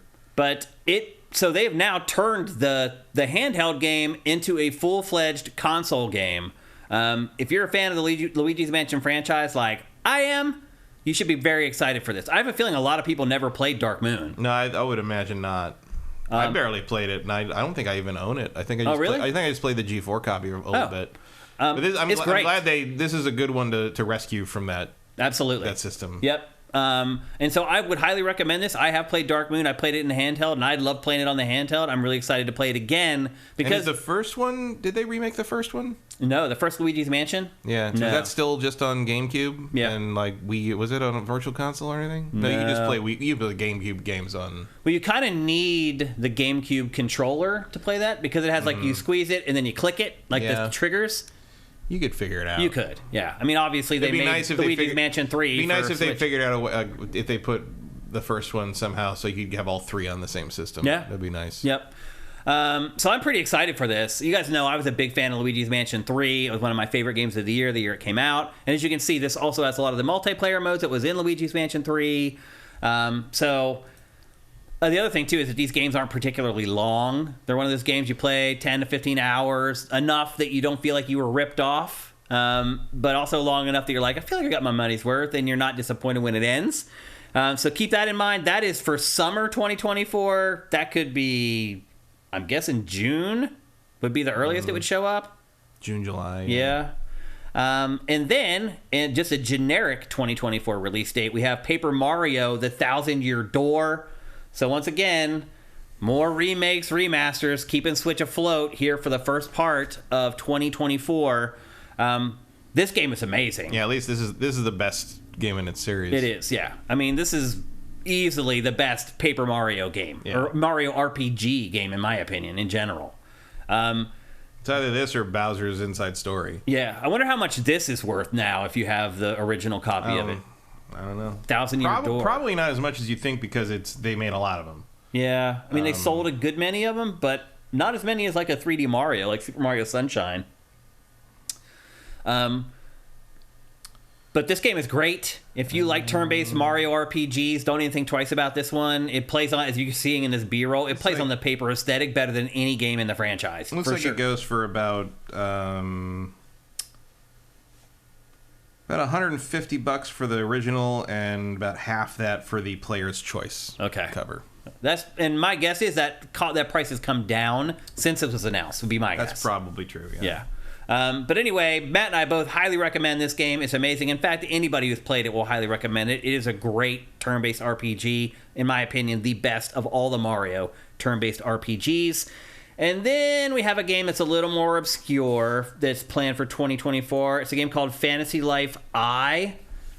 It's a game from Level 5. It was originally supposed to come out in like 2021 or something like that. And here we are in 2024. It still hasn't come out, but everyone seems to think that finally it is going to come out. It's this weird like life sim thing. I don't know how to explain what it is.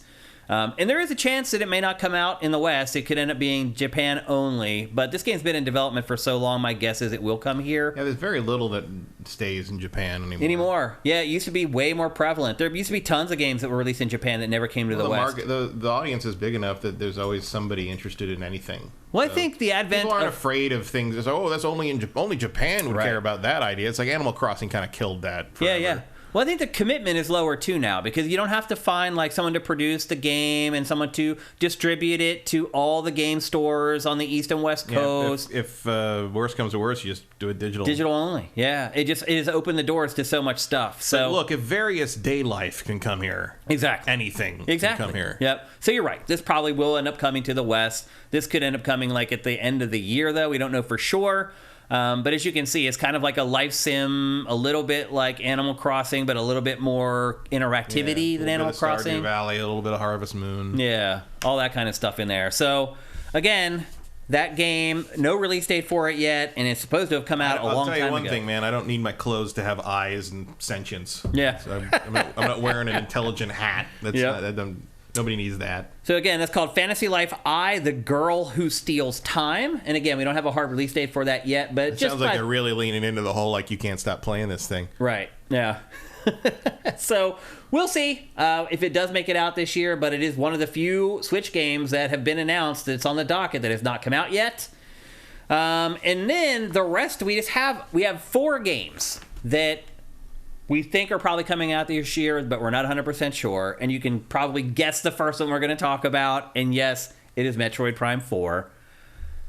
80% sure this is going to be a Switch 2 launch game. I would hope so. Yeah. Also, I would say playable on the original Switch, because Nintendo does care about the fact that it announced this game for Switch. You probably have a Breath of the Wild situation here where it's like, it still runs on the Wii U, but if you really want to play it functionally, you won't. Yeah. And Nintendo, again, does care. Like, it will. You watch. When it announces Metroid Prime 4, it will say it's also coming to the first Switch because we told you it was coming to the first Switch. 7 years ago. Right. But they will hold to their word still. That is one thing I admire about Nintendo. The other thing I'm curious about is that, there's a lot of smoke, no fire yet, but there's a lot of smoke around the idea that not only did they remaster and remake Metroid Prime 1, they did Prime 2 and 3. Yeah. So my question becomes, like, are they going to put those out before they put that out? That's a good question. I mean, Metroid Prime 4 is way overdue. It's like 3 or 4 years overdue. At the very least, maybe Metroid Prime 4 comes with 2 and 3 remaster. That would be as like an crazy. Apology. That's possible. Again, that's something Nintendo might do. Yeah, it's not outside. It cares about stuff like that's sort of something Iwata might do. Yeah. So maybe it's something they might think of but not do. I don't mean. Anyway. Like, someone in a meeting might be like, Iwata would do this. And like, that's nice. It's a good thing he's gone now, because that will cost us like $200 million or whatever. Iwata would have, like, cut his salary to pay for it or something. Yeah. He would have gone the extra mile, I think. But yep. I wouldn't mind a modern version of 2. I don't like 3 very much, but like I like 3 better than 2. 2 is my least favorite Metroid Prime. 2 has too much backtracking, but I think the 2 I hate the motion control in 3 more than I hate the backtracking in 2. I hated the dual Neither worlds. of them are on the level of 1. Yeah. I didn't like the dual worlds in 2, where you went to this dark world where there were like these umbrellas of safety that you had to stay under. You had to fight, and if you accidentally strayed outside of that little bubble while you're fighting the enemies, you'd lose like half your health. Like, it just drove me bonkers. I kind of liked that. My thing with that was that the backtracking was crazy. It really was. Between 2 different worlds. Like, that was the problem. It was like, there's a game that could use that screenshot map marking thing. A good analog to that would be like Banjo-Tooie. Yes.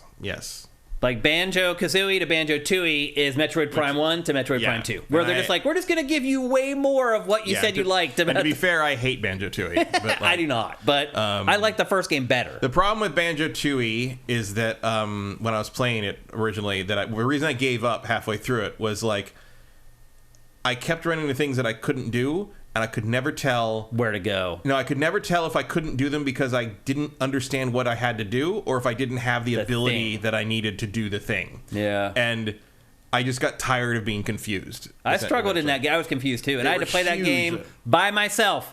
I was playing it in a locked ROM cart from Nintendo. Literally, the big long the ones, long yeah. cartridge with the steel case around it so you couldn't take it out. Nobody's playing it but me. It was a nightmare. Yeah. Like, you get something new, and trying to figure out where you needed to take that damn thing, it was a nightmare. I'd run over the whole damn world and be like, there it is. It was all too big. It was too big. It was still better than Donkey Kong 64. 64? I like Banjo-Tooie. Because I didn't like it as much as Kazooie, but I liked it. Banjo-Tooie was where the bloom kind of started to come off the rose of rare for me. And it ran at like 8 frames per second. And Donkey Kong Country 60. I'm like, Donkey Kong 64. I'm like, oh no. Like, there are 480 bananas in every level of that, and you need to switch the characters all the time. Matt, and the draw distance is so short, you can't fucking see anything. Like, it's so weird. I am 1 banana short of 100%ing that game. Wow. And I know there's this one challenge I could never beat. One time, but it was back extended play Tech TV days, but Greg Bemis, if you remember him, he decided at some point, I'm gonna do this. I'm gonna beat this guy. I'm gonna get every banana. He would come in and, like, after work for like 3 hours before he went home, he would sit there and talk about it. It took him like a month, but he did get it. He did do it. I didn't 100% it. I am literally 99.9% done with Donkey Kong 64. I must have maybe got 60%, if that. I don't remember. I don't think I ever finished it. But like, I remember one of the first things that happened when I first got hired full time there was Greg brought in his copy of Jet Force Gemini, and he's like, "I know you're good at this. I want you to beat this for me." I'm at the last boss. I'm at Mizar, the last boss. Oh, that boss was brutal. And the thing was, he hadn't upgraded his weapons, and like he didn't have enough ammo in his rocket launcher for me to beat. Like, I got. You had to go back.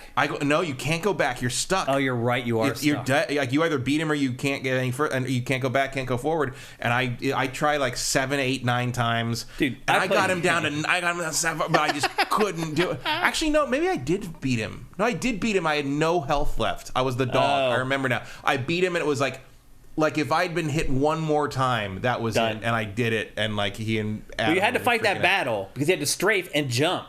So you had to use. How I played it was I used my 3 fingers on the C buttons. Left, right, and then tap the top one to jump as he went side to side and jumped over his laser beam. Yeah, that's how I did it. And I remember them reacting. They're like, "Oh my god, you use a special." I'm like, "Yeah, it's the only way to do it." Fighting game, same deal. Fighting game face button trick. Yep. Like, no, it was you think the Monster Hunter claw thing's weird. Yeah, exactly. We've always had to do that. Yeah. Well, there's one other Switch game, Switch exclusive, that's been announced that we've been waiting for, and I don't even know what's up with this thing at this point. Maybe it's been canceled. They haven't told us yet. Dragon Quest III HD 2D remake from Square Enix. This was announced, I think, back in 2001. We haven't had an update on it since like the end of 2021, but people still seem to think that it's still coming. Square Enix has not announced that it's been canceled. I don't know. It seems like they were pretty far along in this thing to just kill it. Yeah. Square Enix usually doesn't do that. This is 3? Dragon Quest 3? Yeah. But this one, a good one. It is good. A lot of people may not even remember that this game is out there still, but it's supposed to still be in development. Haven't heard from it for a long time. It could fill one of the gaps, maybe from the June to September time frame, if that's indeed what ends up happening with the release of Switch 2. So Dragon Quest III HD 2D remake is still out there. And then just some wishful thinking. We've mentioned this before. A couple games that we think might be launch games for the Switch 2. Mario Kart 9. It's been like 10 years since Mario Kart 8. They're way overdue for a new Mario Kart. This would make sense for a launch title. I mean, if they don't have the Mario Odyssey follow-up ready. But here's what I'm thinking, Matt. That Super Mario Odyssey should be ready. Like, it should be ready to go for launch. Yeah, but I don't think you do both at the same time. Here's what I'm thinking. Mario Kart 9 for launch, and that could be August, September, whatever. And then Mario Odyssey November. For holiday. Yeah, Mario Odyssey 2 for holiday. And I do think it will be a sequel to Super Mario Odyssey. I don't. I think it'll be something new. You think it'll be something entirely new? I mean, it'll be a 3D Mario. You're right. But I think it'll be completely new. I don't know. They were so brave with like what they did with the first Mario Odyssey, with bringing it into like the modern world and crap. I agree, but I think it's going to be influenced by the movie. That would be. I would be okay with that probably. I mean, it made a ton of money. Right. I mean, it makes financial sense too, but I mean, Mario Odyssey sold really well too. Like it did. I don't think they're going to repeat themselves on this one. Yeah. I think I would probably prefer a follow-up to Odyssey because like usually you like the hat mechanics. I don't really like the hat mechanics, but just in the past when they've done kind of a 3D like when they've kind of left the backyard with something, the follow up tends to be, like Mario Galaxy 2. Yeah, they tend to really be better, perfect it. Yeah. So I'd like to see I'd like to see them take everything they learned making Mario Odyssey and make one that like kind of really hones everything to perfection. Mm-hmm. But my bet is that they're gonna do something totally different. Yeah, I think that they will make a sequel to Mario Odyssey, but we'll see. But I think a 3D Mario is coming this year, whether it's at launch or at Christmas. It could flip-flop. It could be the next 3D Mario at launch and then Mario Kart at the holidays. Mm-hmm. I don't know how it's going to work out, but it depends how they want to space them out. But it seems like they could be ready for both of them. Both games should be ready, absolutely, and that will make Switch just blow up. Like it may be like the biggest launch of a console ever. Throw that. I mean, it's hard to beat Zelda. Yeah, the way that changed, but you could throw in some like DLC that goes up around the same time. And what if there's like an enhanced version of Tears of the Kingdom that runs in? I mean, even if it just runs better on Switch too, so you don't get those frame rates that just totally crap the bed. I mean, I'm sure it will. Like I said, a bunch of the staple first party games for Switch have left print. Yeah, and I'm sure they're going to put them out as like a works on Switch and Switch 2 thing. Yeah, so like, and they probably will. Hopefully, they will work better. I think bottom line is be nice to play Breath of the Wild at a stable frame rate. It would be. It'd be nice to play Tears of the Kingdom at a stable frame rate too. Yeah, I think Breath of the Wild is more likely to do that, though. Yeah, you're right. I think no matter how you slice it, we're looking at an amazing year for Nintendo.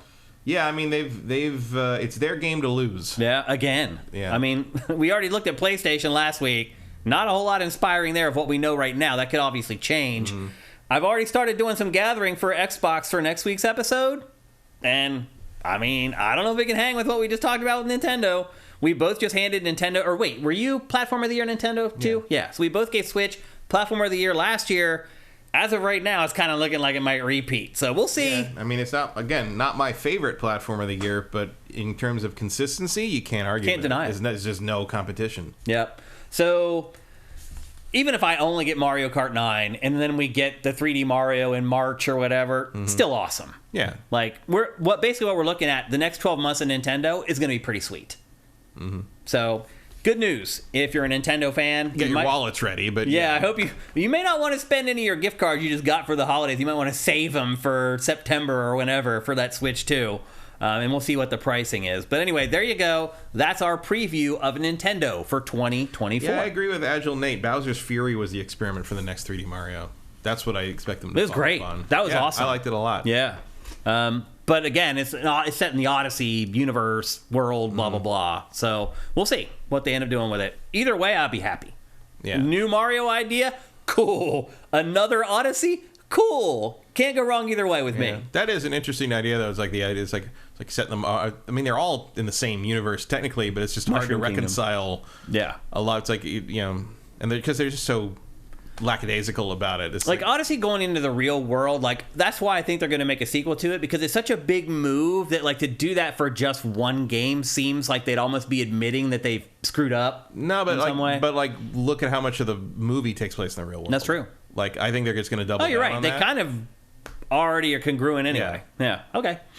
There you go. That's Nintendo in 2024. And our final topic for GameFace 372, we're going to talk about a game called Granblue. I have problems pronouncing that for some reason. Granblue Fantasy Relink. This game comes out on February 1st, and I believe it's PC, PS5, and Xbox Series. Maybe. I don't think it's coming to the old consoles. I know it's not coming to Switch for sure. No, although I guess it's a remake, I think, of a mobile game. Is it a remake of the mobile game? It's like a or is it a extrapolation spin-off off the idea or something? Spin-off of it, but I think it's also a remake of a version of this that was I don't think it was in America before, but I feel like this has existed in some form before. Okay. And well, Granblue Fantasy is a mobile IP. Right. But then we mostly know it as the fighting games. Right. And there's a new one of those coming really soon, that too. one already came out. Oh, it came out in December. Right. Yeah. Was that right? Yeah. Yeah, December. Yeah. And so this is an action RPG set in that same universe as those mobile games and as the fighting franchise. Here's one thing I will say is, Matt, I've been conditioned at this point when I see games like this to think that they're free. Well, yeah, I mean, was it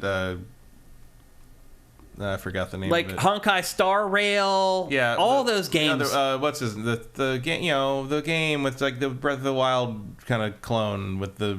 I mean, this kind of looks like it too. Right. But I mean, like that one with the big open world and it's free to play. It's the one before Honkai Star Rail. I can't remember. Yeah, I can't remember the name. I don't play it, but I know what you're talking about. But yeah, that's what I'm getting at. There's so many of those games that look and play just like this one that are free. Mm-hmm. It's not Temtem, is it? Temtem's the Pokemon. No, it's Genshin clone. Impact. Genshin Impact, yeah. And that's what I'm saying. With games like Genshin Impact, Honkai Star Rail out there, I see games like this, I'm like, and let's be honest, like this looks actually better, like graphically, than Tears of the Kingdom. But these games from like Asia, when I see them, I'm like, oh, that's probably free to play. A little bit, not super much, like because there's also like it rides a line between that and like a Namco action RPG. It looks a little bit like Tales of Arise. Yeah. So you could kind of go either, and that is actually what it reminds me of the most. Is that kind of thing. The thing that stands out for me the most about this game is how fast it moves. Yeah. You're running, but not just that. It's like how quickly it moves from like one objective to the next. Yeah, it's got pacing. Yeah. For sure. It's shot. Just watching B-roll of it, you can see it. Like you finish, like, and it's cool too. Like when you finish off like a little mini quest, it does this crazy like slow-mo thing where your last slash, like, everything goes like psychedelic, and it tells you, okay. Yeah, it's surprisingly good at communicating. Yeah, you finish this skirmish, now go to the next, and you can literally run 100 yards, and there's the next one. Mm-hmm. Like the pacing and the action in this is really cool. Like something that stood out for me. Yeah, it's interesting. So I played this. So this is like the demo is this little like story stretch here, fighting all these goblins to rescue civilians, and then they have there's another mode where you can play 3 standalone quests, which are like basically they're online quests. So like you can play solo with like AI party members, or you can go online and play with other players playing the other characters. By the way, there's a free demo of this available right now. Yeah, this is the demo, and this is coming to PC and PlayStation 4 and PlayStation 5. There's no Xbox version or Switch version. And there's the slow-mo thing I was talking about earlier. Yeah, and also if you complete each quest and all the things, you get rewards in the main game if you buy the full game. Yeah. So it doesn't continue to save on, but you do get rewarded for playing the demo. It's all fully voiced and acted, like the characters do act in the cutscenes. It's not just still faces. Mm-hmm. It's very standard anime dub. To the point that I recognize, like the main kid Gran, his voice actor is like, who are you? You're the kid from Xenoblade 2 or something. Like it's you recognize him like that. I don't remember his name, the actor's name, but I know I've heard him in like every freaking game that looks like this, and for it's the same cast, from like all that kind of stuff. And it's pretty good. Like the combat is real time. Obviously, it is a fast. It's responsive. There's a lot of juggling. There's a lot of using your arts. There's like kind of like Xenoblade. There's when you get the thing, you knock their break bar down to a certain level. You can do a link attack with another character. If everybody does with like attack, all of them. If everybody does their link attack at the same time, you can break the enemy and they can fall over, and you can do extra damage. You get these super attacks that like you charge the bar up, and like if you get 100%, you can activate it by. I think he's about to do it. You smash both. You click both sticks, and he does this thing.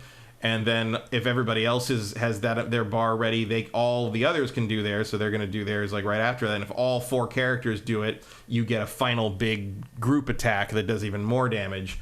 And that's basically how you get through the boss battles, is you kind of fight your way until you charge that up and then unleash hell. It's so funny. Even after you do this, the full burst right here, like you go through all 4 characters and then you do the team up attack, it still takes like an inch off the boss's health bar. Yeah, it's a lot. When you do like a 10% damage combo on those guys, you're like, I kicked some ass right there. Like it takes a while. Oh man, yeah, the bosses in this, their health bars are gigantic. Like, you got to use the. And I'll say, so there's nothing super special about this. Like, so, the story seems fine. The characters seem fine. There is some rather funny jokes, or at least they were written that way. I don't know if the actors understood unintentional humor. Like, there's a thing where the little dragon won't call the guy you're working for. This guy who like goes around in this sky ship and fixes stuff for people. Calls himself Mr. Fix-It. They call him Mr. Fix-It, but his name is Roland. And so the dragon keeps calling him Mr. Fix-It, and he's like, Roland, my name is Roland. And like, and at one point you call him in, and he calls like, hey, Mr. Fix-It, and he goes, this is Roland. What can Roland do for you? But the actor doesn't deliver it like that. He says, this is Roland. What can Roland do for you? And it's like the joke here is that he's trying to remind the dragon that his name is Roland and to call him Roland, but like it's not delivered that way because everyone recorded their lines separately and there's no interplay. So there's some stuff like that, but it's like. It looks like it gets a little monotonous pretty quickly. It does get a little monotonous. Like after I did the third quest, which is like another boss fight, which is like, okay, yeah, I get it. It's just it lasted like 10 minutes or whatever, and it's just like, okay, this is I get it, I understand, but it is fun. Like it's not doing anything super special, but it is doing it well. Yeah, and like sometimes it's like I could definitely see myself sitting back and just playing this mindlessly. Maybe with a podcast or sort of running around the open world areas and sort of like, leveling up or like hitting stuff and finding hidden things. Like sometimes you just want like a really competently executed grilled cheese. No, I hear you. Like that's kind of what this is so far. This looks like a game that could become a daily driver. Yeah. Where you're just like, I've got 30 minutes to play. Let me go online. And I definitely think it does the thing where it has kind of the quests that like probably update every day, and you can do different things to get different materials or whatever. I can definitely see that being a thing. But this game does cost full price. It's going to cost $60. It is a full price, story-driven RPG. You didn't. I think the party AI is actually shockingly good. They are in this. Yeah. Like, they'll back off. They don't get hit by things if they're running around. If you jump in to help somebody, they'll generally let you do that and back off, or they will back up your attacks properly. Like I've done juggle combos that then one of the other characters picked up after I was done with a juggle, and they kept them in the air until I could jump back up and keep juggling them. Yeah, like and like there's character like at the end of each quest, like the kind of the online multiplayer quest, if you play it solo or multiplayer, everybody gets kind of judged and like gets little title rewards at the end. Ran the furthest, like exploited weak spots the most. Yeah, somebody gets an MVP based on like doing the best. And I never got MVP. Like the AI characters were getting MVP for doing the best work, the best Interesting. Damage. So none of the party combat, even though it's you and 3 AI, none of the party combat was ever frustrating or like they won't do it. That's a big deal. I never felt like I needed to tell them what to do, which is good because I can't. Yeah. So. Well, also ideally, I mean, you could play this with other humans if you wanted to. Yeah. And you could solve that issue hopefully. And you have a pretty big roster to choose from. I want to say there was like 12 characters or something to pick from. So you can mix and match whoever you want. I'm sure you have to earn all those in the story. It's probably just a demo thing, but like. A lot of variety. I believe in the final game you can choose to play the other characters if you want. Like pick your lead character. It looked like in the trailer they play, it doesn't look like Gran is the main player character all the time.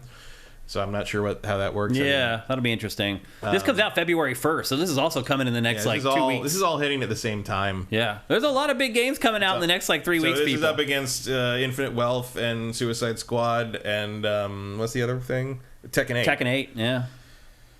I mean, it's its own thing. I think Tekken 8 might win that fight. It probably will, but truth be told, I mean, they're different audiences for games like this. I don't know. I think there's a lot of crossover with Tekken in this, and probably even Infinite Wealth in this. I do wonder, though, if people are like me, and they see games like this, and they're like, oh, I played that for free, and... I don't think so. No? I think the bigger problem is like, it's a very generic JRPG. Yeah. Like, I don't think... Very flashy. I think the problem is free. I think it looks like all these sort of, like...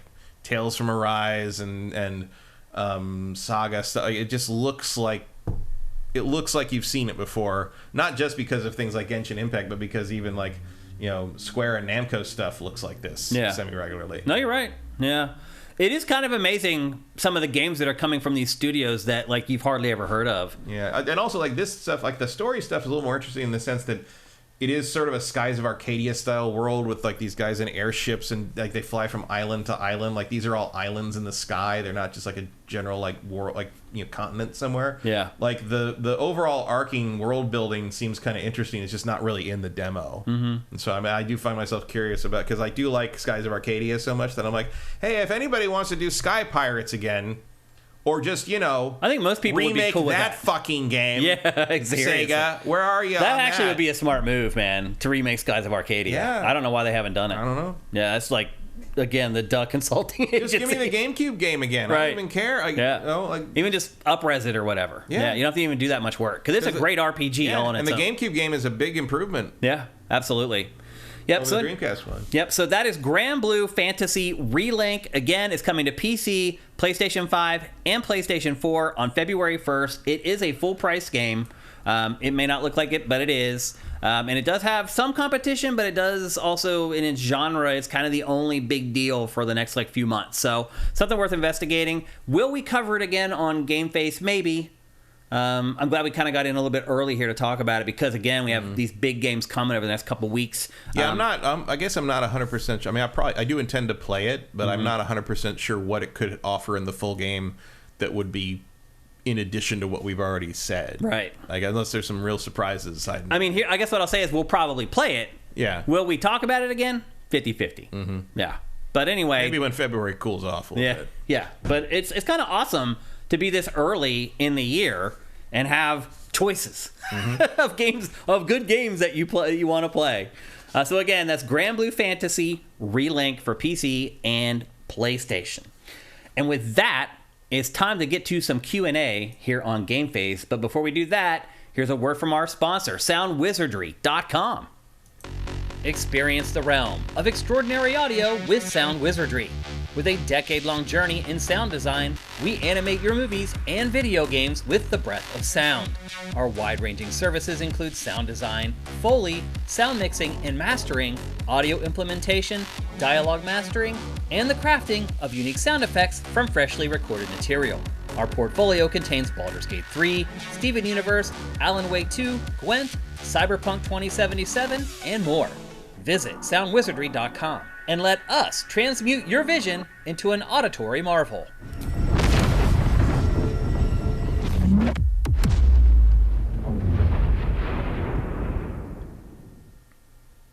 That's right. Head to soundwizardry.com for all your audio needs. Literally any type of audio work that you need done, they can handle it and they can do a great job on it.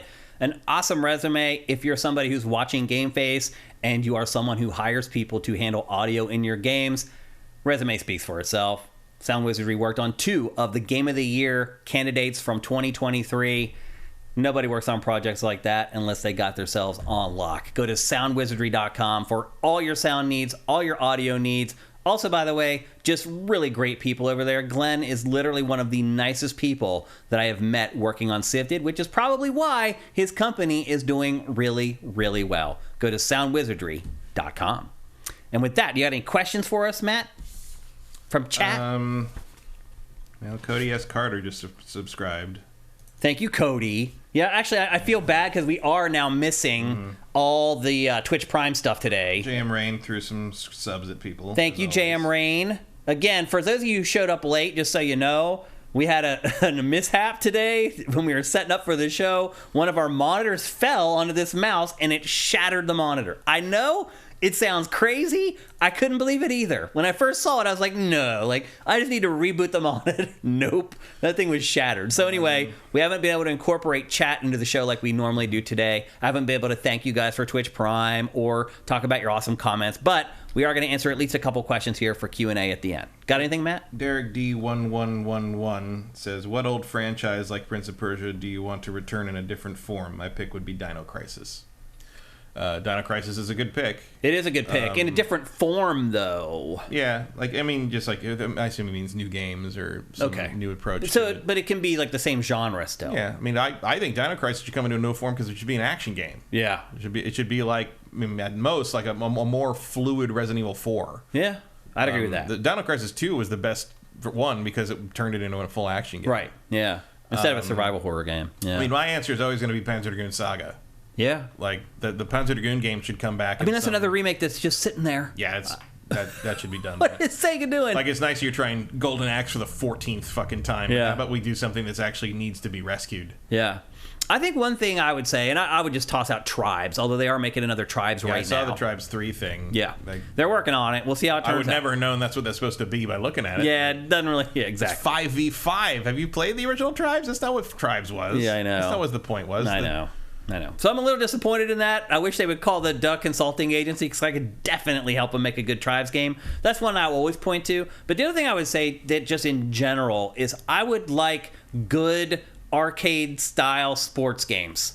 I feel like the only sports games that really come out anymore are rigid simulations. And I go back to like the PlayStation N64 era and how many awesome arcade sports games there were. You had there's a whole section of EA called EA Sports Big that was just dedicated to making arcade-style sports games. They've gone away. Like NHL 94, one of my favorite games of all time. That is an arcade-style hockey game. For the time, it was simulation because the technology that they had is the best they could do. Now, if you play it, it's an arcade-style hockey game. I would love to play another arcade-style hockey game. Like, they've tried to put, like, the 3-on-3 modes in the new NHL games. They're not the same. Wayne Gretzky's 3D hockey. Is that the one where you can make Gretzky's head bleed? Yes. NHL 94? Yeah, and you can... No, yeah, Gretzky, you can. Well, on the Genesis, you can. In Genesis, so on the Genesis, they bleed out, and an ambulance comes on the ice and hauls them out. On the Super Nintendo version, that doesn't happen. Yeah, famously in Swingers. Right, yeah, exactly. John Favreau. They go through the whole kind of thing, yeah. So anyway, Wayne Gretzky's 3D hockey, one of the most underrated sports games of all time. I'm tired of having to play simulations. I want to play fun takes on the sport. I covered one not that long ago. We had an arcade football game called Wild Card or whatever that I played. I think that was in October, maybe? Something like that. Something like that. I'm looking for that stuff. So I would just like to see more fun sports games instead of just like, this is just like the real thing, and if it isn't, then it sucks. Like, I'm tired of that. I want to get off that train. I want to see good arcade sports games. So you could just revive any of those franchises, and I would be cool with it. But again, there's still lines. I would like to see just in a similar kind of a parallel thing. I would like to see the cyber sports stuff come back. Cyberball and the cyber baseball game and all that. Like all that stuff was a lot of fun, and it kind of added a cool new wrinkle, and you could make it more really, be able to almost like Armored Core style, being able to tweak the robots and like mess with things and like Mutant League. Bring it back. There's a lot of room in this, and again, these games will sell if you do them well. People love sports games; they sell very well if you make a good game. So, and if you theme it and make it fun to play enough, it'll cross over out of the sports audience. Absolutely, I would buy a cyberball, baseball game. That's the thing. These arcade style sports games, they transcend the people who actually like the sports. Yeah, like I do not give a shit for one brief microsecond about basketball. Yeah. But I played NBA Jam for hours and hours and hours and hours. Mechanics. Great mechanics. Yep. So, those would be my picks. Any other? I didn't even know who half the players were when I was playing the game. I was like, Spud Webb is a real person? Whatever. I'm playing him. That's hilarious. Spud Webb was like an urban legend back in the day because he was like 4 feet tall, but he could dunk. Yeah. He was in the dunk contest. He was my guy in NBA Jam. I played as him every time. I saw a photo one time of him standing next to Manute Bol. Do you remember Manute Bol? Yeah. He's like 7'3" and like a string bean. And I think like Spud Webb came up to like his waist. Yeah. But in NBA Jam, it doesn't matter. It doesn't matter. Spud Webb. Yep. Jam's at home. Exactly. Got another question for us? I think we can answer one more before we got to go. Congrim1 says, with Naughty Dog canceling their multiplayer project and the Insomniac leak showing Last of Us Part 2 only selling 10.3 million copies as of November 23, which had a budget of $230 million without marketing, do you think the remaster remake is a bit of financial desperation seeing as Part 2 undersold? Yeah. I do. Could be. Yeah. I mean, they haven't really recouped as much as they thought they would from The Last of Us Part 2. I mean, that was one thing that did blow my mind from that Insomniac leak, was seeing how little that game had sold. I mean, it still was a great hit, but I think also think like I can't imagine Sony has an issue with that franchise. I think after the success of the TV show and the prestige it brought them and the Golden Globe win, like Sony, I guarantee you, believes they got their money's worth out of that franchise. Yeah, for sure. And it's going to continue to as they adapt. Last of Us Part 2 is about to pay for itself in 3 seasons of TV. Yeah, for sure. But yeah, I could see some of that, like especially trying to ride the wave of trying to ride the wave of the show is what they're doing here. Yeah. And they're trying to capitalize on that to sell more of their video. It's a double whammy of like trying to capitalize on the wave of the show and the success of the Golden Globe win and the Emmys to sell more of the remaster of this game and maybe sell some PlayStation 5s all right. And on top of that, trying to keep that franchise top of mind so that when the next season comes back, probably next year, you're still kind of getting used to having Last of Us constantly sort of in the conversation. Yeah, and we'll be talking about that in next week's episode, by the way. I realized the embargo broke this morning for reviews, and they're up on SIFTD if you want to read them or watch them. Matt and I will talk about it briefly in next week's episode. We'll probably just talk about the extras in it. We won't talk about the base game because I think we talked about that game for like an hour and a half when it came out. So we will address that remaster. I guess it's a remaster. Well, I guess if you add the extra stuff, it probably is a remake. There's the Lost Levels stuff in there. It's a remake. Yeah. It counts. Yeah, they did a lot of work on it. So we'll talk about it. I would be less charitable towards it if it wasn't going to cost $10. Right. If you already own. And don't forget, by the way, that is if you own the original game, it just costs $10 to upgrade to the new one. So I think they're going to have a lot of cha-ching $10 sales here over the next couple weeks. Yeah, I'll pay $10 just for that roguelite thing. Yeah, they did. Me too. So that's fine by me. Yep, me too. All right, that's going to do it for GameFace episode 372. Again, I apologize for not being able to get you guys into the show as much as we'd like. That will be fixed for next week's episode. And then an episode or two after that, we'll be unveiling the new GameFace, which is pretty exciting. Just a couple notes for those of you who are watching on YouTube or listening on any of the podcast services. If you want to support us, head to patreon.com/SIFTD. That's SIFTD. And you can pledge there. For $4 a month, you get all our content early. For $2 a month, you get Pactor Factor early. Or you can subscribe with Twitch Prime. And if you're watching on YouTube, the instructions to do that are down below. It costs you nothing.